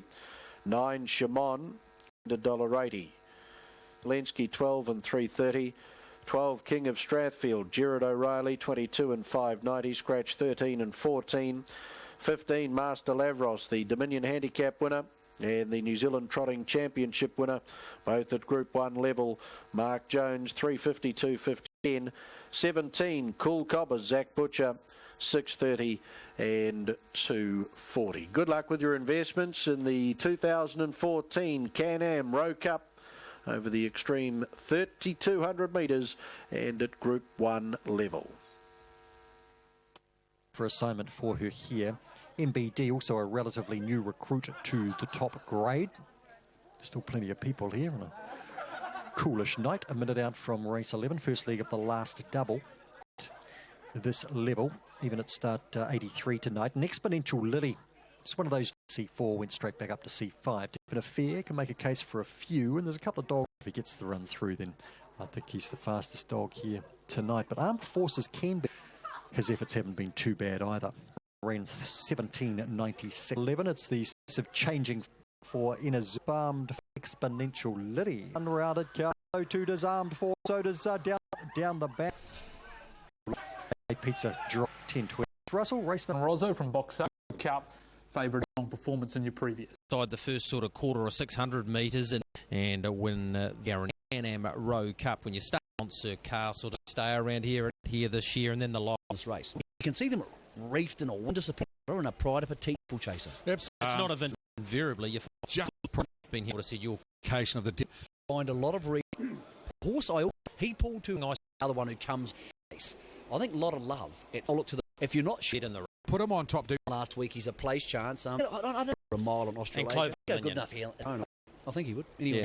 Mile record holder now sitting park for Joshua Dickey. A lot of love, 3 back on the inside off the leader. As back to go, tracked up by Soup.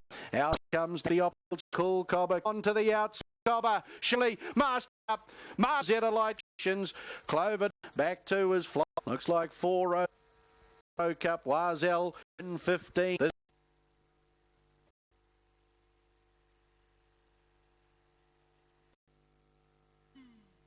The Group 1, 9-7, 17, 8-1. Horse 15, Master Lav, last 860.1, the 430.5. The 11, 17, 8-1. Race 8, the Group 1, 2000. Warriors into, but at this stage, you're the winner of estimate to his ability. Yeah, it is Greg. He's a great horse, and he had to be the best one tonight. He got made to work. Thanks to Regan Tote, who does all the work with the horse. Like, he pretty much sleeps with the horse and saves me a lot of hassle. So this one's for him. And at times he's been a real challenge for you guys, but he's such a great stayer when you get up over. Very good horse, and as I said, he tries so hard, which makes my job easy. But he does cause you a few sleepless nights and a lot of headaches. But this is worth it. There's a kiss from Kip Ross, winning the race back in 1985. So well done to you. Yeah, thanks, Ray. It means a lot, and just thanks to all my staff and supporters, and Kip Ross being a great supporter, and another big thanks to Regan Todd. All right, well done, mate. Cheers.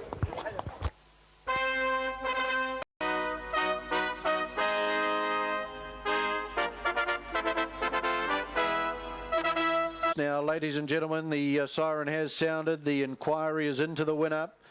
So Master Lavros provisional at this stage. Sundon, 5-year-old bay. Mark Jones, the trainer driver out of Woodend Beach, and win 15 at start 31. Number 15, Master Lavros. If he holds the race, will also pick up a performance incentive bonus. Lucas Petrell, along with Auckland Trotting Club President Kerry Hoggard, part of the victory celebrations there. 9 Shimon, Monarchy Solar Fire Bay, 4-year-old gelding. This stage second, raced by Mrs. M.E. Townley, Miss H.M. Wall, Kevin Townley trained at Russley, Dexter Dunn, and 7 Wazel, Dream Vacation Brown, 7-year-old gelding out of Cordon Rouge, raced by D.M. Gray and K.A. Walker. Tony Grayling trained at Pukekohe, and Morris McKendry. 15 Master Lavros provisionally at $3 and $1.70, 3 and $1.70. 9 Shimon $2.20, $2.20. 7 Wazel $3.60, $3.60. Quinella $13.10, $13.10. Trifecta $193.30, $193.30. First 4, 3 and 15 in the double, $12.60, $12.60. 3 and 9 concession, $6.40, $6.40. Race under inquiry. Inquiry concerns the winner, number 15, Master Lavros, in the 2014 CANAM Rowe Cup.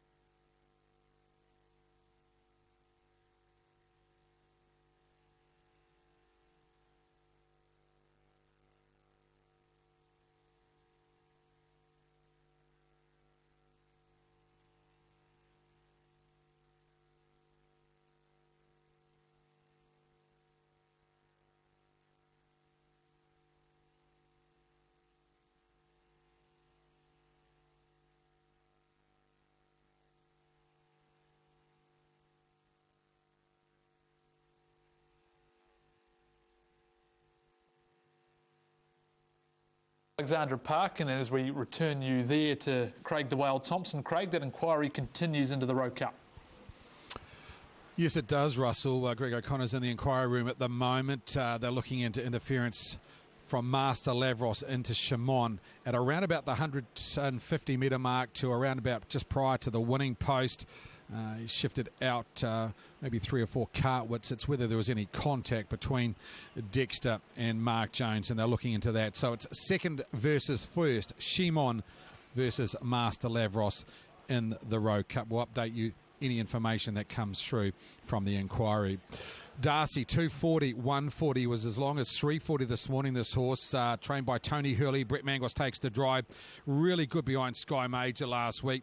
Got a long way back in the field, made up good ground. Now, his sectionals, as I say, earlier in the night were quite amazing. Run home at about 54.2. Tonight, I think he's got a better draw. I think he can posse up near the speed, if not in front, Darcy, and I think he's the horse to beat. Through from the sports desk, they've had 2 bets, 5,000 and 3,500 on Darcy. He's clearly been the best back runner. Just back to the Rowe Cup, there was a $10,000 bet on Master Lavros at $3, so that bet will be sweating on the outcome of the inquiry. Second favourite in the race, Cyclone Prince, 470, 220. Haven't seen this bloke for about a month. Of course, very, very good 2-year-old. He's been racing the top 3-year-old company against the likes of Lockerburn, Tiger, Tara. Gareth Dixon trains all the boys involved with this son of Mac 3. He's done a wonderful job today. He's won 3 from 16, just over $115,000 in stake money. He's drawn to the second row, quite a nice draw. So Cyclone Prince in the mix, of course. Double O Dino back in the winners' enclosure last week, 2:43 time after setting them up in front. He has drawn 3 the second row. We might try and bring in some inquiry footage if we can from the Rowe Cup, if we've got that head. You can see Master Lavros just drifting out. There is no contact at any touch, but that's what they're looking into. About 7 or 8 cartwits off the fence were held up at any stage inside the last 150 metres, and that is what the JCR are looking at the moment. But Better's Delight for Tony Hurley, Brett Mangos, 321.80. I put him on top to beat Double O Dino. Got his win at Eddington 2 starts ago, betting Swarovski, who's doing a good job for Terry Schmuel. They went 3:14 at Eddington 2 starts ago. He's got a nice draw at barrier number 4 tonight, and I think he's a horse that I certainly wouldn't leave out. Best rough in the race for me, the inside. Ideal Success for Anna Donnelly. Very good. Minutes out from race number 9. The Rowe Cup is still in the inquiry, under inquiry. Second versus first, an exciting race. But race number 9. Though freshened after being through the Northern Derby series, so we've gone that way for mine. Mark Jones for Gareth Dixon. Classy 3-year-old he is. The Young Guns winner of last season to Cyclone Prince. So 10 on top for me. Over the 5, Darcy, who certainly has been performing well. Coming up the grades, Brent Mangos, Tony Hurley. Of a better draw here tonight, a chance to in the first leg of our final double. So 10 for me. Cyclone Prince to beat the 5, the 11 and the 2. Thanks, Aaron. Pick 6 update here. Of course, that is still under inquiry with the winner, Master Lavros, but 843.42, chasing down that $86,000. Of course, River Polka took out the first leg. King Denny took out the group. Franco Nelson, and of course, the 4th leg, Master Lavros, 830 live, going into leg number 5. That horse on track at the moment, Burning Cash. Of course, raced here at Alexandra Park on Sunday afternoon. Went a nice race too, didn't get a lot of luck in the run home. He ran 4th here behind Better Packer Pistol in the last race on Sunday. Tony takes the drive, he's won the second row. Probably end up pausing up about 3 or 4 back on the fence because Ideal Success doesn't have great gate speed, so he's going to need a little bit of luck for the Brecken team. Burning Cash, the son of Art Major, still going on. They won't run this race until that has been adjourned. So 15, 9, 7 and 17 in the Rowe Cup, second versus first. Shimon against Master Lavros. Jet Black Shadow, done a very good job for Nicky Chilcott, son of Jeremy's Jet. This one owned by Cliff Thomas and a few syndicate boys. Been the money 6 from 9, including 2 wins. His run last week, he drew the outside of the second row and he made up good ground. Again, that was in that Double O Dino race where they were on the speed and it was very hard to make up that ground. He has drawn 2 tonight, much better drawn, and he's a certain chance as well. So 2 Jet Black Shadow, if I was playing into the first 4s of Elios, second leg under inquiry. Darcy is the favourite for the third leg. Of course, the last leg, really nice field here with Lancewood Lizzie. Her main rival again. They've drawn barriers 2 and 3 with Charleston Bell and Lancewood Lizzie both having good gate speed. They led and trailed last week, and that scenario may unfold again in the last race tonight. Highlights earlier in the program. Well, back to race number 4. Outstanding performance by Joanna's Delight in taking out the Magnus Benrow Sire Stakes. Led them up, got taken on a couple of occasions and just held out a very brave Fight for Glory, who came from a long way back to run into second. And the roughie Better Be Supreme running into third. But yes, Joanna's Delight for Nigel McGrath and Anthony Butt took out the first of our features tonight. Earlier in the program, of course, we saw Sky Major defeated by Spirit and Desire. Of course, Matthew Collins had a winner last night with Russian Al Soup, so he's had back-to-back wins. Of course, a trainer that doesn't have many in work, Salish Abernathy, drove Russian Al Soup, and he drove Spirit and Desire again tonight. So that team on fire at big money. Upsets in the first 3 races. Paramount Queen got defeated at the first. And, of course, later in the program in race number 3, we had another upset with the $20 or $30 shot and be seeing it. Have a look at the market in the last. Lancewood Lizzie, 150, 104, 210 on the book. Charleston Bell, well, she's likely to go forward from barrier number 3 tonight. 950, 290. Outside them, I thought, God forbid, won the second row now. The only horse on the second row. She's a nice filly, and Joe Benethy takes the drive for Wayne Anstis. She is certainly an each-way chance in the last at $8, and of the rest, I thought Rockin' Ruby for Brett Mangos and Les Pettifer a chance in the last as well. But I marked them 3, 4, 9 and 6. Still no update on that inquiry at the moment. We're some 5 minutes or 4 minutes over start time for race number 9 tonight. Of course, don't forget tomorrow, trotting at Addington. Superfields, they've got a Group 1 and a Group 2 as well. Of course, later on the program, we've got the big one, the Neville Fillies final. Venus Serena, our best 3-year-old filly this season, of course, chasing her 13th win. Stake earnings over $500,000. She draws up nicely at barrier 3 with the ballots likely to come out from the inside 2 spots. Of course, she was wonderful winning at Forbury Park. She's won her last 4 starts. Trotting Club Syndicate, winner at Alexandra Park last week here, and she's got a lovely draw, and she's going to get a nice trip. So as we look at that market for the Neville fillies, Ideal Bell, 650. In fact, we've got no Venus Serena in that market, Greg O'Connor, and I'm surprised that is not there. But, yeah, 650 Ideal Bell. Any update on that inquiry at this stage? I'm not going to give you an indication because it's very hard to get one. In summary from John Muirhead, he felt that, yes, he did cut him up the track 2 or 3 cartwidths, but Shimon never stopped driving. Dexter Dunn never stopped driving the horse out.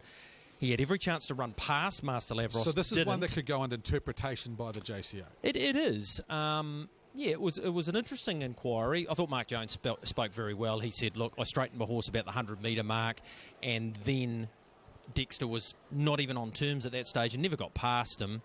Yeah, it's an interesting one. It really is. I don't think it'll go out, but I could be wrong. Yeah. Yeah, I'm of the similar ilk to you. Looking at the head-on, Greg, I don't think there was enough in it, but that's not for us to say. And the other thing for Master Lavros, he was going away again at the line. Yep. Yeah, look. Speaking with Kevin Townley, it's not his go in life. He said, I hate being involved in this sort of situation. He doesn't want to win a Group 1 like that, but the rules are there for a reason. Yep. And, yeah, Dexter spoke very well, of course. Both champion reinsmen. Absolutely. You know, they know how to work a room, and now the JCA, and I might just nip away and see if they're going to come up with a decision and leave you to preview this race, which you've been doing an admirable job at. Absolutely, and running out of voice. But we're getting there, and, of course, prestigious event, and, of course, there's a lot that's riding on it, of course, not only just for the owners, but with, obviously, drivers, trainers, percentages. It's a big result here. Shimon. Another Addington market here for race number 5 tomorrow.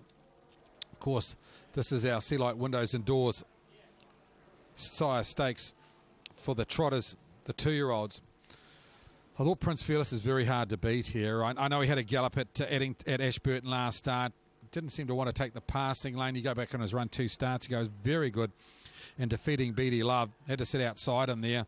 Not really worried about barrier 6. I think that's okay. Stays off the marker pegs. I think he's the one to beat. Mon Bay, well, his gallop last start was uncharacteristic for him. Usually he's pretty good. First 2 wins were excellent. Then he got beaten by BD Love at Rangiora. Last start, as I say, had a mid-race gallop. That's unusual for him, the son of Love You, for Greg and Nina Hope. He's been very good to date. And the other money's coming for number 1, Aya. $4.50 for Mark Purden and Natalie Rasmussen. Going to have a look at the PGG Wrightson New Zealand Yearling Sales Series Open Mobile Pace. Of course, this one's over the distance of 1,950 metres. This is for $200,000. Really good field here.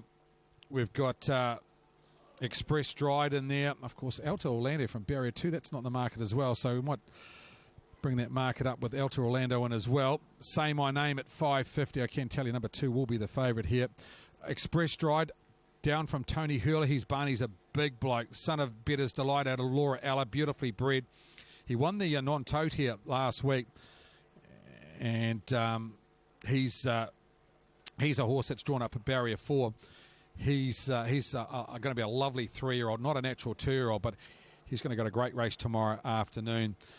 This is the Jules market, of course. Alta Orlando at $5. You've got Express Stride at $12. Better Spirits going around $26. Hug the Wind $7.50. Of course, you're going to have Follow the Stars going around on this race as well. He will be the $2.20 favourite. Well, he's into $1.80 now as we get that market up. Greg O'Connor, you're back. Any update? I'm back. I'm pretty convinced it's going to be dismissed, but I want to get confirmation of that first. Back in the room now, and that decision, of course, is about to be relayed to Kevin Townley and Kip Roskotzikas. Of course, both Mark Jones and Dexter Dunn have had to go back out onto the track, so we'll get some confirmation through shortly, but I'm pretty sure it's been dismissed. Yes, confirmation through that Master Lavros has done the double. He's won the Dominion, now he's won the Rowe Cup, and clearly he's won the Trotter of the Year. Yeah, and I think that was the just result, Greg. We looked at that race a couple of times, head on, side on. Hadn't been able to drive his horse out, and he never missed a beat on him. Yep. Then there may well have been more of a case there, but the Bosch shift ground it all, and Mark Jones never made contact. He straightened his horse about 120 metres off the post. Yep. The end of the day, I think the right decision has come through. Yep, I think so too, Greg. 2014 edition. 5.5 minutes over time for race number 9. Darcy will start favourite. 250, 150. Alta Orlando, barrier number 2. Got to be very hard to beat. Yeah, he's got to be extremely hard to beat. He's rated 56 over the... Give him plenty to think about, though. And it'll big be... gear change on him tomorrow. Put the pull-up blinds on him just to sharpen him up. He's a horse that's looked like he's just not fire. The Quinellid, the big one with the Messenger. So Say My Name, nice each way chance. Race number 10 tomorrow. And behind the mobile bringing the field for the 9th. Into the lane, no change to placings in the CANAM Rowe Cup. Master Lavros gets his third go, and coming out strongly, Chattanooga Choo Choo along with Darcy. Full speed ahead, back over on the inside there. Ideal Success, followed by Double O Dino, Burning Cash, Cyclone, Tassie's Devil, and Franco Nikau is back at the tail. They pace up into the back straight, and Darcy about, and there's plenty of speed on in the early part of the run. Chattanooga Choo Choo up ahead, the lead time in 43 and 2 as they work on to the showgrounds turn. Further back is First Home, Ideal Success, Tassie's Devil, Burning Cash, and Franco Nikau. Can't get the lead off him on the outside, and full speed ahead has the nice run in the trail as they work into the lane. 1-1 Strawberry Courage and Chattanooga Choo Choo, 3 back on the inside. They're followed by Cyclone Prince, Jet the back second. Last is Burning Cash and Franco Nikau back at the tail. 29 and 4 the first quarter. Sims Pacific. Nice run in the trail, and Strawberry Courage in the 1-1. Then Chattanooga Choo Choo on the outside. Cyclone Prince as they get to the 800 metre mark. Further back with Burning Cash, Ideal Success, and Franco Nikau, 31 and 1. Courage has had a nice run in transit 1-1. On its back is Cyclone Prince and the Jones boy back as his devil. Further back is Ideal Success, Burning Cash and Franco Nikau. 30 seconds the quarter down the back. Darcy for home, Double O Dino. Cyclone Prince is starting to let down out wider. Full speed ahead waiting in front, trying hard on the inside, full speed ahead. Cyclone Prince can't get to them. Darcy, full speed ahead, starting to lengthen strongly late. Darcy will just get in. Darcy will beat full speed ahead. Cyclone Prince, Strawberry Courage fourth. Then Ideal Success in first home. Jet Black Shadow, Tassie's Devil back, as to Double O Dino, Burning Cash, Franco Nikau, and Chattanooga Choo Choo will be the last one to run past in the Sim Pacific Metals Mobile. Final quarter 28 and 8, 242 and 6. Tough win, Darcy. Yet another win on the program too for Better's Delight. That's his third victory on the program tonight. And I think it's 5 or 6 too for Woodland Stud Sires. And Darcy, good tough win, full speed ahead. Had the drop on him throughout. Blair Orange will come up just short, and Cyclone Prince will hold on for third in front of Strawberry Courage. Sims Pacific Metals Mobile Pace, number 5, Darcy, too good.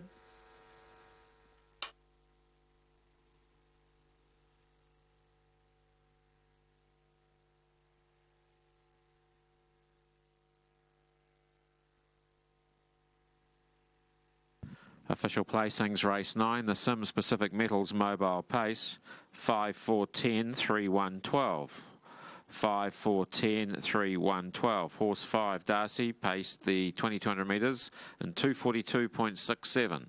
Mile rate of 159. Last 858.9. The 428.8. The margins are half head. 4 1/4 lengths, a neck. 5, 4, 10, 3, 1, 12. Race 9, the Sims Pacific Metals Mobile Pace.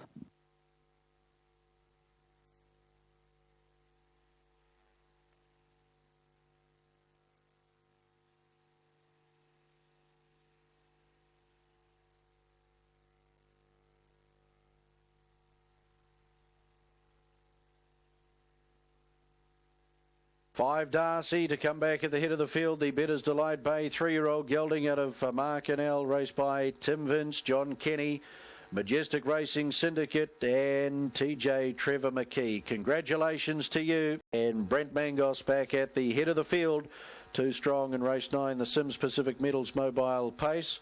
Auckland Trotting Club Director Scott Plant down there, part of the victory celebrations. 4, full speed ahead in for a second. Art Major, Mahir Prince.